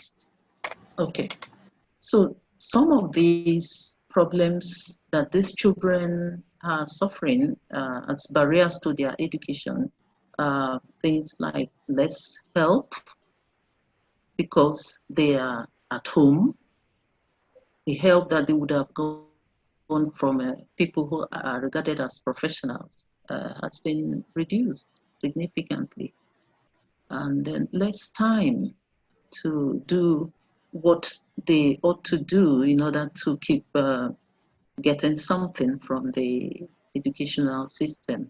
Less resources, less equipment. Only the schools have equipment. Only in few cases do you have the homes providing for what the children need to actually get along. Less access to internet, which I have mentioned before. And then those specially designed materials are not there at home, except for parents who could provide, but we know that that is a very low percentage. And then let's support. Next slide. Next slide. And in Nigeria, we know that many teachers are still analog teachers, and they lack ICT skills with which they could have reached these children during this COVID pandemic. Even in highly developed countries, we know that on the average, teachers lack professional ICT skills too. They are highly unprepared. Many teachers are highly unprepared to reach exceptional learners. And students with disability are negatively affected because of these reasons. No access to school meals, especially the very young ones. And no access to sufficient play and interaction with friends, because these are very important for development and also for learning. Next slide. Next slide. Next slide. So how do we assess these barriers? That is the issue. I would think that the first step is to see how we can assess accommodations by looking at alternatives to prints, such as pictures and changing the formats, redesigning the curricula, redesigning methods of instruction, and giving more support to training of teachers. And then utilizing universal design for learning, that is a method by which teachers can reach a wider variety of learners instead of focusing only on regular learners. And then implementing project-based learning so that these students living with disability could also find opportunities to maybe also make efforts for themselves and ensure individualized education programs. Train teachers to do that, and then ensure that these students or learners and children benefit from it. And then provide families and caregiver support, and ultimately take collective responsibility. Everybody should get involved and see how these children living with disabilities are addressed and helped to cope with whatever circumstances they find themselves. With our policy standing, I am hoping that we get better ways of implementing to ensure that it takes effect and that we get the real results that we hope to get by having those policies, not just having them on paper, but to be sure that at the end of the day, the policies are there to help us do the needful, especially in the case of children living with disabilities. Thank you very much. Thank you so much, Professor Rosemary. That's really amazing to hear from you. Okay, let's move forward. And now we want to call back again our Executive Director and, of course, the President of Barr, Juni and Irene Menakaya, Dr. Ada Juni, to present the 10-year strategic plan on legacy of education for lifelong learning. Without further delay, Dr. Ada, the floor is yours now. Thank you, Ambassador Forward. And I don't know whether I say good night, good evening, good afternoon to everyone. It's been a long day, and it's been very interesting lessons we are learning from each other. These are professionals. And you know, when you deal with professionals, they want to go in depth and prove their professionalism. We plead with His Royal Highness and Ambassador Nzeto, please keep being, and His Excellency Ambassador Equatorians will be so patient with us this morning. Thank you so much. I'm not going to take much of your time because I just have a 2 minutes plan to release. The Juni and Irene Menakaya Foundation is a year old today, as it was launched last 22nd of August 2019. However, we are basing our 10-year strategic plan to align with the 2030 development agenda, which is now remaining 10 more years to go. And we are focusing on the 5 P's of these SDGs, which is the United Nations Development Agenda, the people focus, the planet focus, the prosperity, the peace and partnership. So we place our strategic plan for the next 10 years, that's remaining 10 years of SDG, to focus on, our major focus is rooted on nothing more than the community classrooms. And we've heard from various presenters the issue within the community.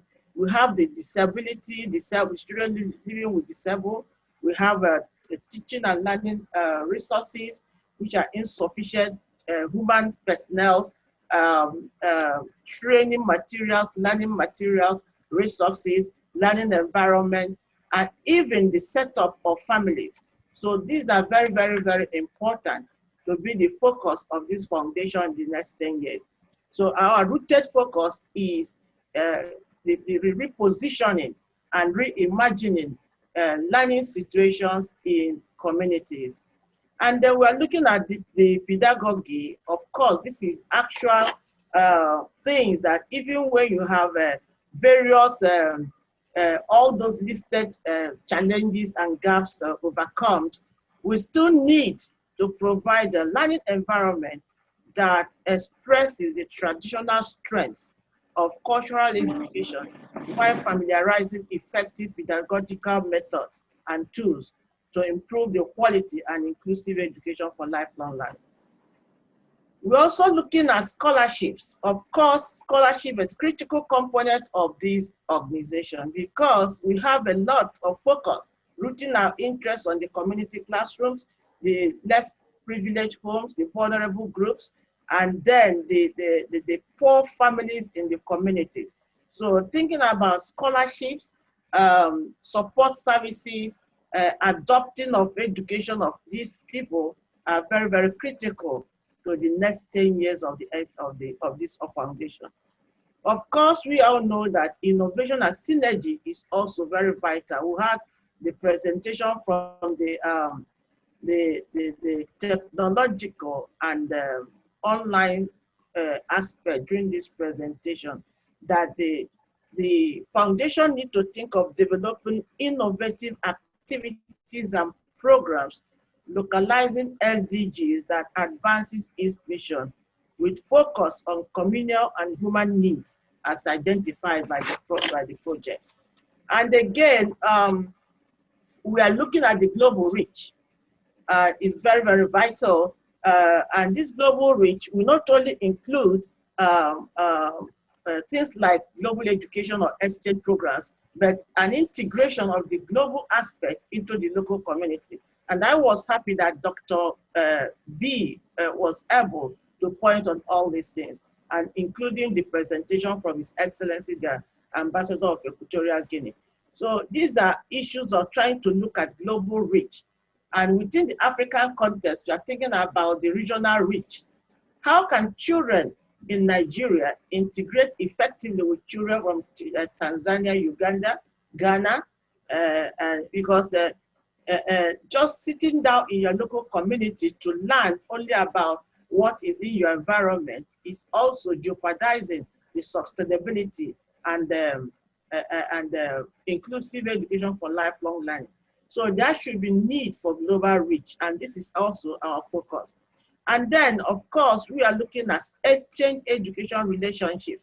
Just as I mentioned, there should be integrative approach and innovations of how students should be integrated adequately, not just looking at a side event programs of a faculty or a department, but inclusively from all the levels of education. So the global reach, exchange education program, and cultural education within the African context. I am from Nigeria. I don't know much about Ghana culture.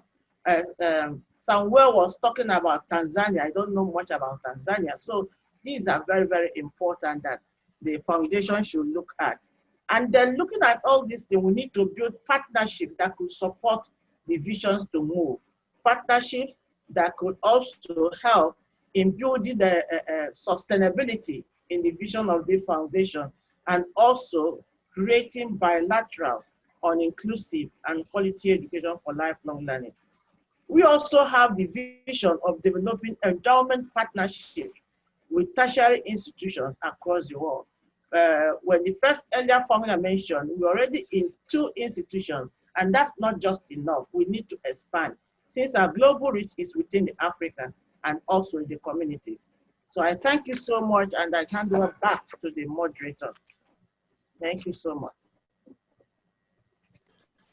Thank you so much, Dr. Eda, for giving us an entire action plan to move ahead. So let's move on to our another speaker, and allow me to introduce Ambassador Mr. Nmendi Enize, Minister, Permanent Mission of Nigeria to the United Nations. Ambassador will going to look over into the diplomatic integration of the Barr, Juni and Irene Menakaya Legacy Lectures for Africa into the United Nations Day of Education. Without further delay, Ambassador, you are on board now. Thank you. Yeah. Thank you, Mr. Moderator, and good evening, distinguished ladies and gentlemen. Let me begin by stating how pleased I am part of this important event, the annual Barrister Juni and Irene Legacy Lectures. I recall that the foundation was launched last year, and I was indeed privileged part of the launching and ensuring the foundation. In this respect, I would like to commend Dr. Ada Junior Pika, President of the Foundation, as well as other directors of Foundation, for working assiduously and collectively to perpetuate the legacy of their parents, ensuring access to education for all. Currently, like we all know, the COVID-19 pandemic is the most serious global challenge facing humanity. It is an existential threat, grave implications to lives, well-being, health outcomes, political, economic, social, security, psychological, and even spiritual stability. These adverse effects are particularly excruciating for developing countries with inadequate health systems and facilities, as well as serious adverse effects on education systems and facilities. Beyond the health impact, the spread of the virus is haunting the global economy and education. It was evident that the world was not adequately prepared for the pandemic and its impact. The pandemic exposed our vulnerabilities and educational systems. However, to an extent, while the Western world was able to adapt almost immediately to the challenges by deploying technology in real time, most developing countries were caught unprepared for the new normal, with serious disruptions in the educational system due to inadequate instructional materials and facilities. As we speak, schools are still closed, and there is great uncertainty regarding when schools will reopen. Every challenge in life.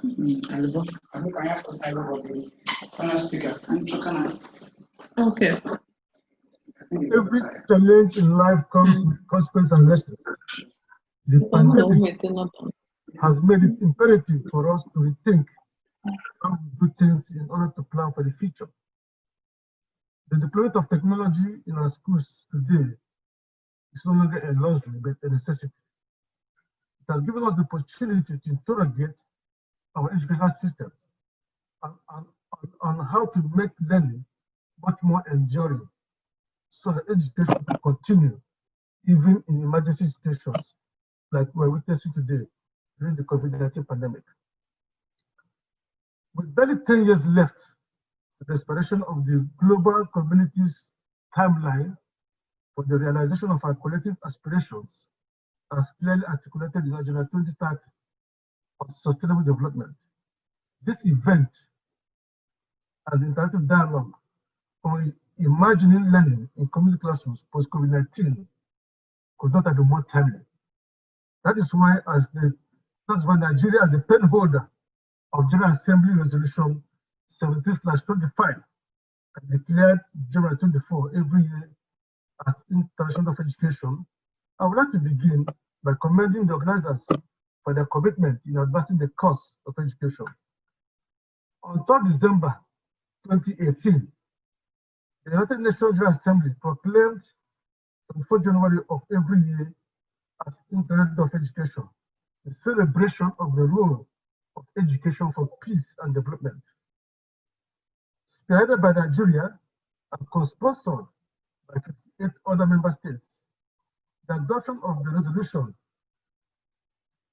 73/25, International of Education by consensus, marked a watershed in the recognition of the foundational role of education for building resilient, peaceful, and inclusive societies. It also highlighted the global community's commitment to support transformative actions for inclusive, equitable, and potential for all. I'm delighted to recall that the theme of the current 71st session of the UN General Assembly, under the presidency of Professor Mohammed Bande of Nigeria, is galvanizing multilateral efforts for poverty eradication, quality education, climate action, and inclusion. This is a reflection of the importance that Nigeria attaches to education.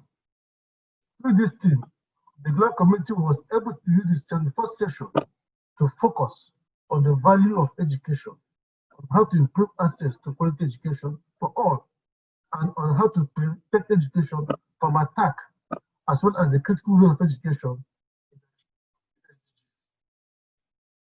Part of the continued global recognition that education is not only a human right, but also a driver for sustainable development and peace.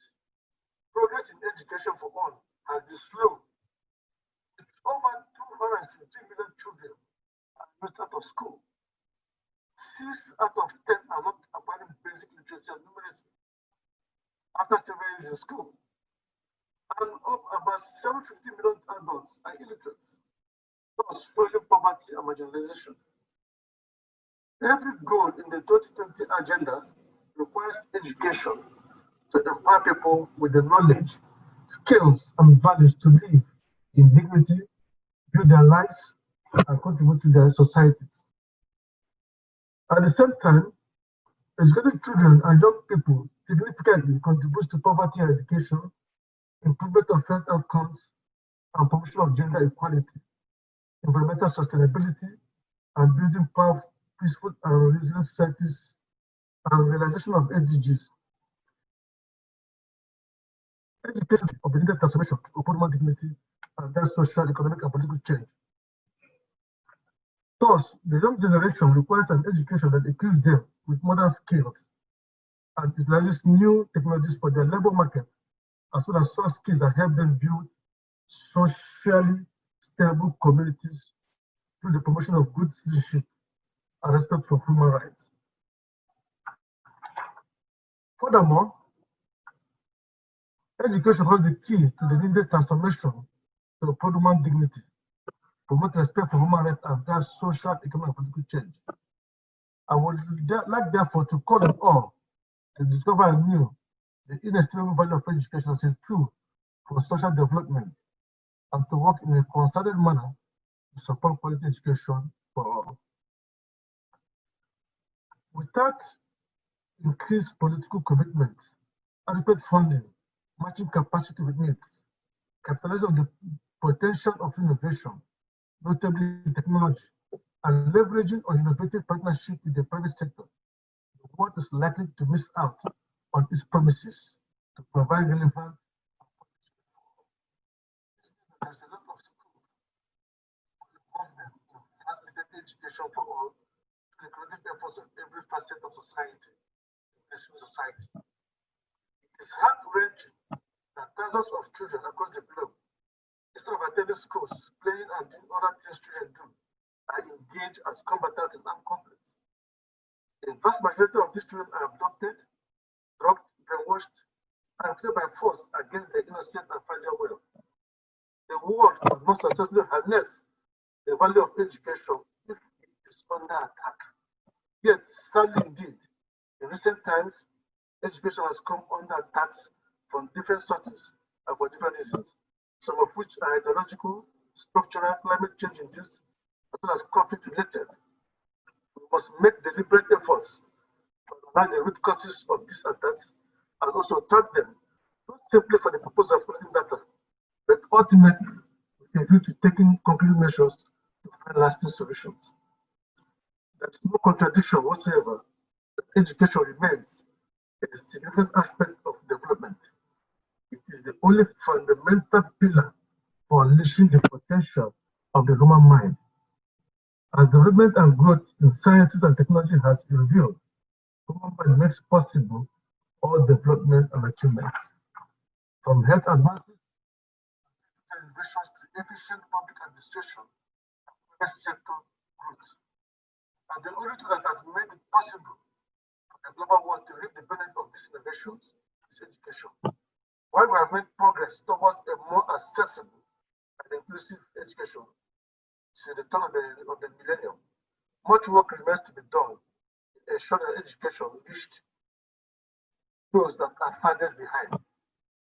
While goal number 4 of the agenda for sustainable development has provided veritable avenue for referencing inclusive and quality education as critical aspect of sustainable development, any event dedicated to the discussion of education, such as today, this event today, calls for the rededication of commitment at the family level, community, national, and global levels to the advancement of the role of education in all aspects of human life.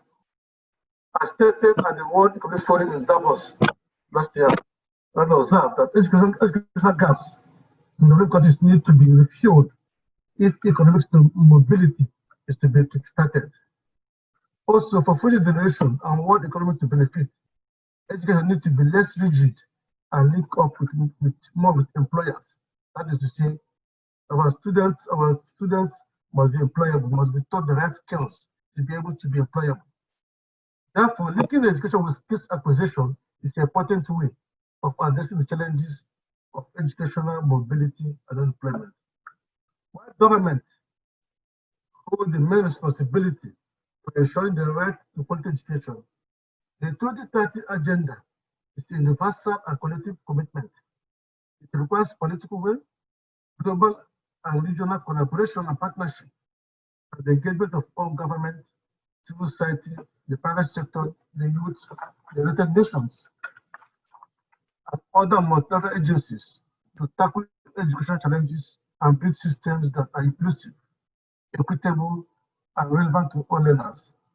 Lastly, as we celebrate the first edition of Barrister Juni and Irene Menakaya annual lecture series, I'm confident that we have started another epoch-making event in the history of educational development that will encourage the entire global community and unanimity of purpose to achieve the following: leverage political commitment and raise awareness about the importance of investing in education and skills development for children and young people, in line with the 2030 agenda of development. 2. Facilitate a discussion on the potential of innovation and emerging technologies to promote better learning outcomes for the children, especially for the most marginalized. As well as 3, raise awareness about steps needed to further foster inclusion empowerment through education. As I conclude my remarks, I would like to emphasize that very few policy steps can be as catalytic and as impactful in seeing to the realization of Agenda 2030 for development as ensuring access to inclusive quality education. I therefore call on all stakeholders. All of us separate today, we are all stakeholders in our respective to commit to addressing the systemic and structural issues that hamper access to education so that we can create a world to be fit for all, where no one is left behind. We need a fundamental change in the way we think and act. The barrister Juni and Irene Menakaya Foundation is therefore an important partner to us as the Nigerian mission, line and continue to work with them to ensure that the internet of education is celebrated and we are able to reach out to the remotest parts of the community in all parts of the world. Thank you and God bless. Thank you. Thank you so much, Ambassador, for the great speech. And with that, ladies and gentlemen, we are just moving towards the closure of our great, I must say, evening. I would say because it's almost 1 a.m. at my side. And thank you, everyone, for your great opinions and your great suggestions, your feedbacks, your great exposure. And then that's what the beauty of this entire program, I say, that together all the great expertise and create a great learning community classroom for post-COVID-19 that actually developed the 10-year strategic plan and a proper roadmap legacy for the education of lifelong learning in the African community classroom, I would say that. He actually emphasized into the learning, teaching, planning and management, also the community development, society and social processes, media and communication, and also about the digital education system.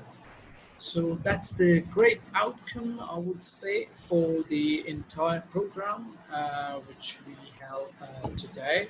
I would really thankful to all our esteemed speakers of today's program and to all our partners, and especially I would like to say thank you to our Barr Chinilo Amido, Secretary and the Legal Advisor to the Barr, Juni and Irene Menakaya Foundation, Dr. Jade Menakaya, the Vice President, Engineer Chukwuma, also the Chief Operating Director, and of course, thanks to the President, Dr. Ada Okika, and along with that, thanks to all our goodwill partners and the collaborator, Sub-Saharan University, United Africa, and to all our entire media team, and of course our IT and media director, Mr. Tony.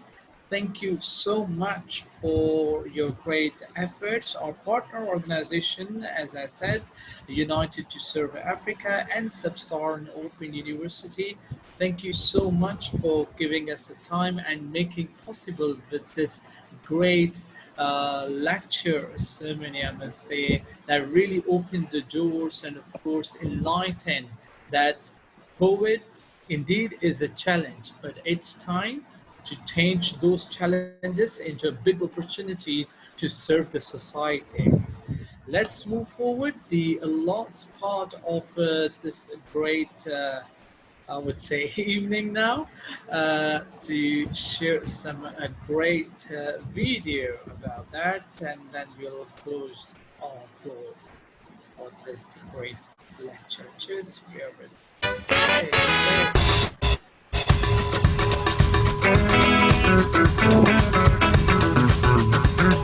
Okay.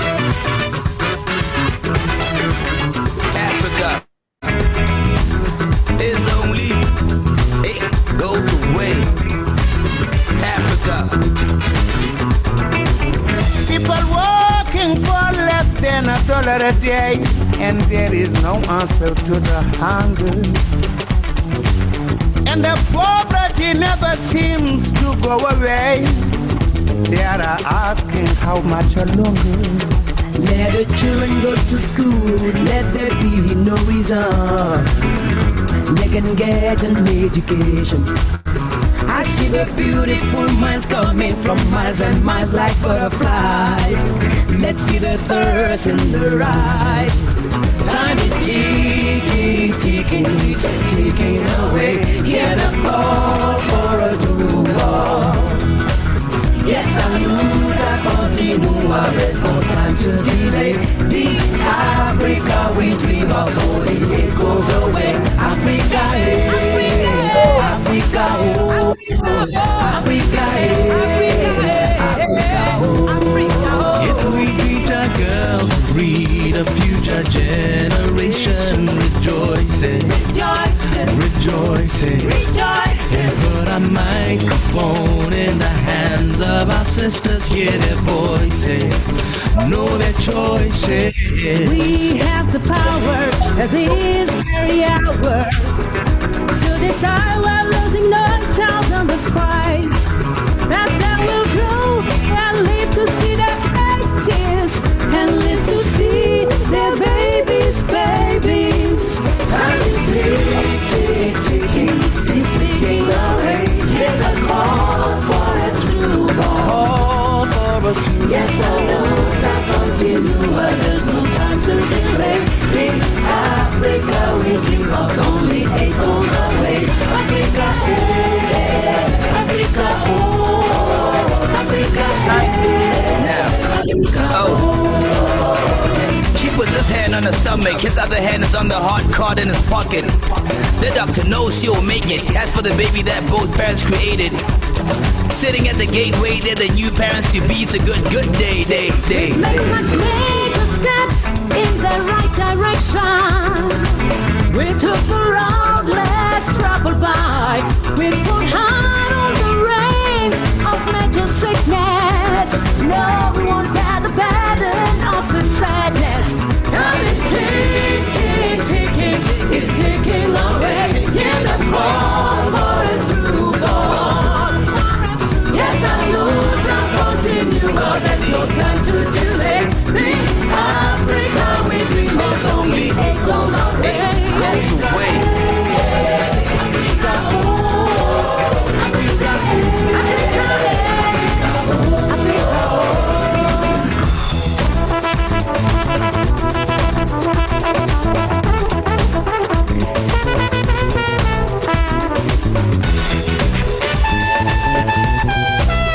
Smoke from factories, killing rivers and trees. Water's not drinkable, situations unthinkable. We must have somewhere to go when we need to go. Overcrowded spaces like a maximum sentence. what we need is opportunity, a world in unity, a level playing field. See where we went wrong, take a look at the replay. It's time for fair play. Time is ticking, it's ticking away. All for a true goal. Yes, I know time continue, but there's no time to delay. In Africa we dream of, only it goes away. Africa, Africa, oh, Africa, Africa.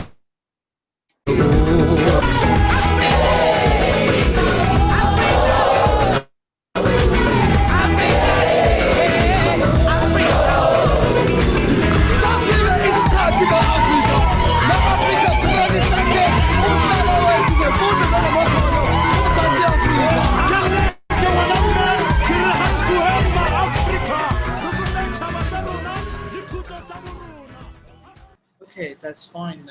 Okay, ladies and gentlemen, without further delay, we have just got a couple more you have just 3 speakers. minutes. You have 5 minutes to leave, please. That's Sorry. It's okay, that's fine. Okay, so let's move further. Want me to introduce Engineer Chuma. Engineer Chuma, you have a floor to discuss in a very quick manner. That's it. Thank you. Over to you, Engineer Chuma. I just want to say thank you all for this wonderful. Can you all hear me? Yes, we can hear you very well. Okay, beautiful. I think today is really a very amazing day. With all the professionals, sharing their different thoughts and the possible solutions in order to reimagine how education can now be prevented at this situation of COVID-19 pandemic, unexpected situation with globally, and it's really interesting and engaging at how each and every person who school is able to share their different professional ideas and a way that can actually make this work. I remember one of the Dr. Anemi from sports talking about 5 years ago when he went to Nigeria, and he was talking about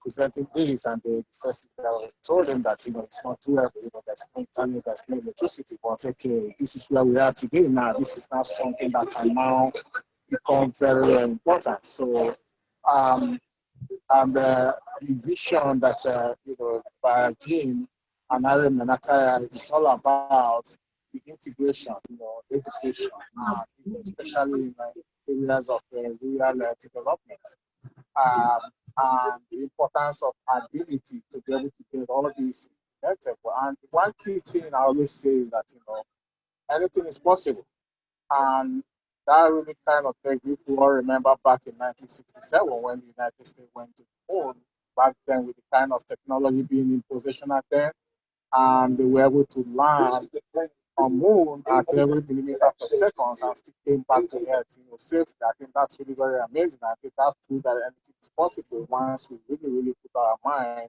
and our visions on it. So I want to say thank you all for being a part of this, and then we'll continue to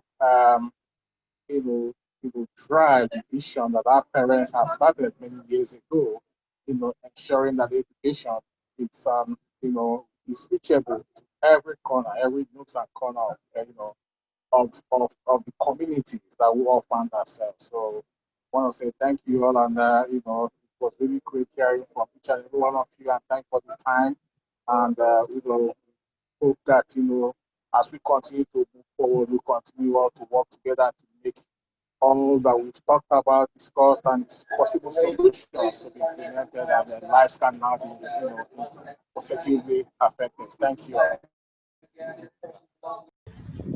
Thank you so much, Engineer Chuma. Thank you very much for your great, encouraging words, of course. Okay, a minute, Ambassador. We had some questions. I just want to read out the questions so that if anyone who can respond can provide information on the chat group for the person that asked the question to contact him or her. The question is, it is great to know that Africa is not left behind in this global pandemic. Ark of Hope Incorporated and Pure Ark of Hope International are willing to assist. Who can we contact, and how can we assist in meeting the demands of this global crisis? Please, the media, put the contact information of the foundation. Another question is, we have 6 schools in our town and they do not have computers and internet connections. How can we take care of the partnership to help the schools? This question is for Mary, and Mary, I think Mary is gone now. So take this question and we'll send it to Mary, and then we'll get back to Joseph, who asked the question through Mary. So Joseph, wait for response from Mary through your email. And given that 22 million students in 130,000 primary schools in Nigeria, how can the module of first by Juni legacy lectures be duplicated across Nigeria. The president of Juni and the president of Sub-Saharan Open University and United to Serve Africa will be able to respond to this to Idris through your email. Then I take advantage of partnership you had, okay, something like that. And then another one, student-teacher education and student education cannot be ignored in the post-COVID world. This is from Dr. B, Richard B. Then what does teaching a student how to think look like in your classroom for the STEM presenter, the people that spoke on STEM? So these are some of the concerns reached by people who are who has some concerns. Now, okay, I'm still waiting for him. Excuse me, I presented on STEM, okay, so I could give some further information with respect to that question. Please. Thank you so much. Thank you. Go ahead. I could give it later on. So can you share something here? Share something here with him here, and then you. Oh, yes. If you want to teach students how to think, means we have to go away from the conventional way of presenting our classrooms, where the teacher is the center, and move on to students, and for that matter, primary school pupils in the center. They must have a choice. We normally put them in small groups so that they can react, but the teacher must have a concept. The concept must embody the topic for the day. Assuming we are teaching students, primary school students, addition and subtraction. And normally addition, in the conventional way, you teach them how to add. 2 + 2 is 4. 2 + 5 is 7. Now, the student gets to use to know that he thinks that that is the only way how he can acquire knowledge. If you want to teach somebody why 2 + 5 is equal to 7, then we have to come in and motivate him to ask that question. Is it the only way that we can find a solution that you have presented? Normally, you know how we all learned 2 + 7 in schools, and that is the conventional way. So now we have to come in and try to break down 5 into different components, 2 into different components, and based on that, try to teach the student to investigate more, to know the concept between the addition. Normally, one can have that way of things from if one has already studied mathematics, for example. We go from natural numbers until we reach rational numbers and real numbers. And based on that, we can now develop new ways and means of teaching students how to add. That's what we want to do. It must move away from teacher-centered type of teaching to student-based form of teaching, into groups, discussion, video, interacting with the equipment which are present in the classroom, and then also over the internet, if that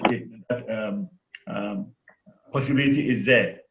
Otherwise, it can be outside the classroom, on the campus, where they are interactive. That will motivate them, give them more impetus to how to learn basic concepts. Let's start from the primary school, because those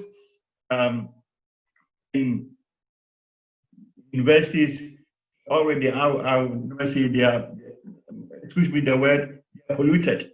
So it becomes very difficult for them to adapt. But if we start from the primary type of primary education, it becomes more effective. That's what I'm talking about with teaching them how to think instead of teaching them what to think. Basically, that's what I mean. One can go in further, and I can give more elaboration on that later on if it is needed. Thank you so much.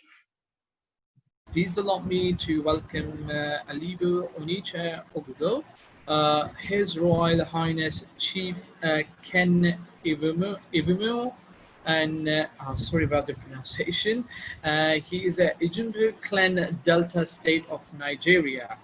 His Royal Highness will going to enlighten on to the traditional dedication of the Barr, Juni and Irene Menakaya legacy or lecture for Africa. Without further delay, the floor is yours, His Royal Highness. Okay, thank you very much. Good day, everybody.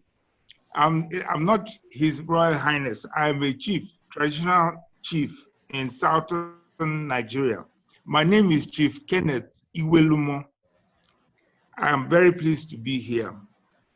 I've watched and heard what the panelists have said in this very, very, very, very complicated subject. But before I go on, I'm a retired Merrill Lynch investment banker, but decided to go back home to see what I can do. Now, I wish to, on behalf of Barrister Juni and Irene Menakaya and Sub-Saharan Open University, Mrs. Dr. Ada Okika and Ambassador Ali and all of you for the wonderful job you've done this day, sorry. It's been 4 hours of very, very interesting talk.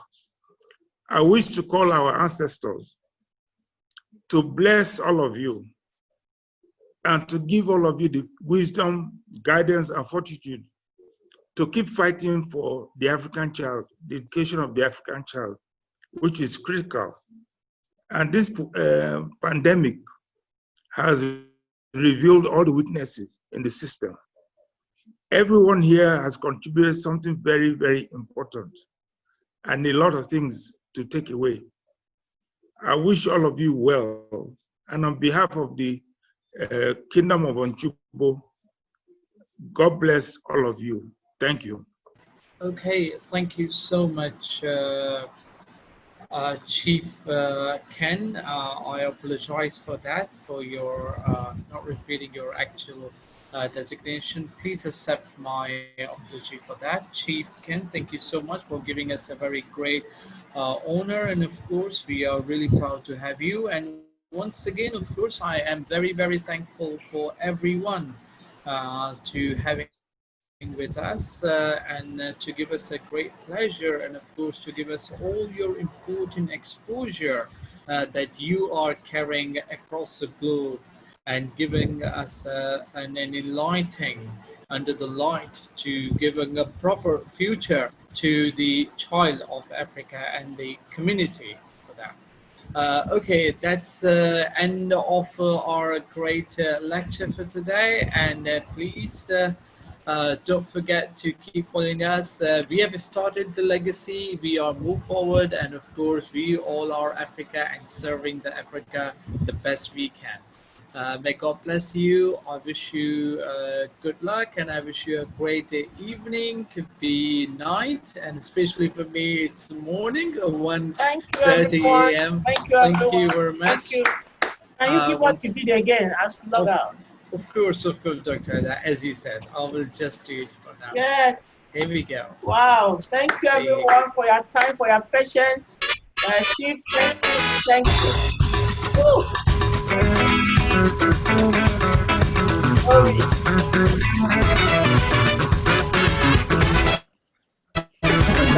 Africa is only, it goes away. Africa. People working for less than $1 a day, and there is no answer to the hunger. And the poverty never seems to go away.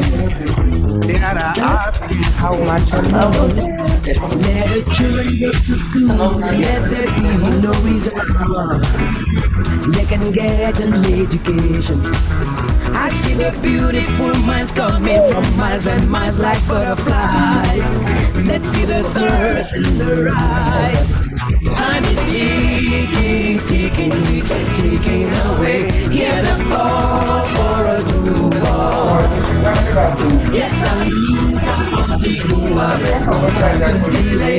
The Africa we dream of, it goes away. Africa, Africa, Africa,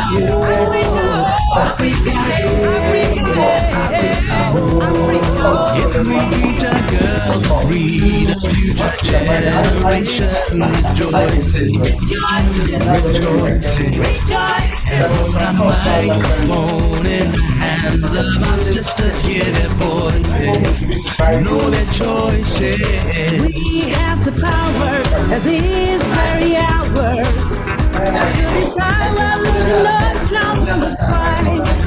And they will grow and live to see their faces and live to see their babies, babies.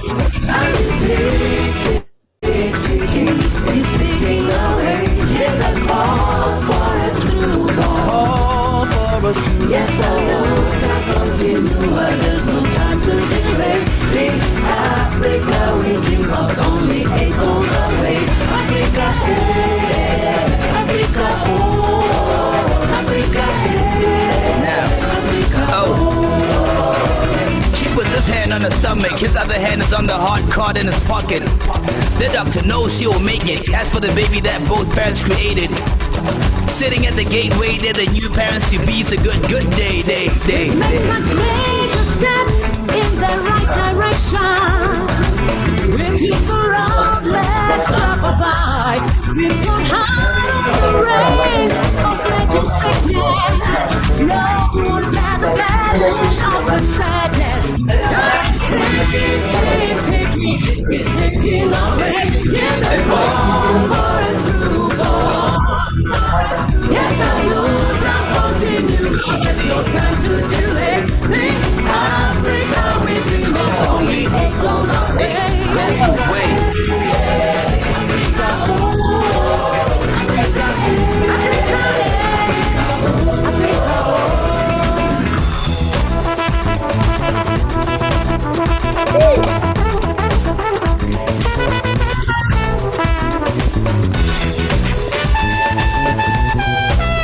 Smoke from factories, killing rivers and trees.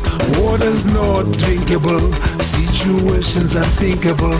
We must have somewhere to go when we need to go. Overcrowded spaces like a maximum sentence. What we need is opportunity, a world in unity, a level playing field. See where we went wrong, take a look at the replay.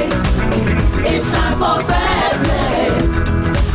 Time is ticking, it's ticking away. Get a call for a new call.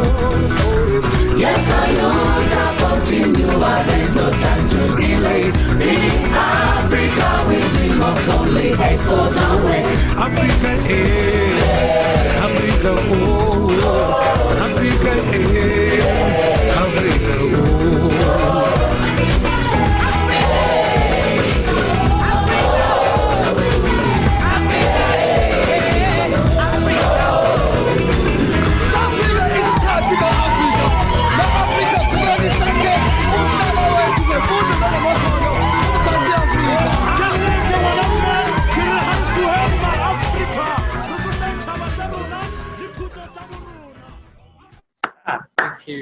Thank you very much, and that's the end of our lecture today, and I wish you a very good evening, good night, and of course to the good morning as well. Thank you everyone.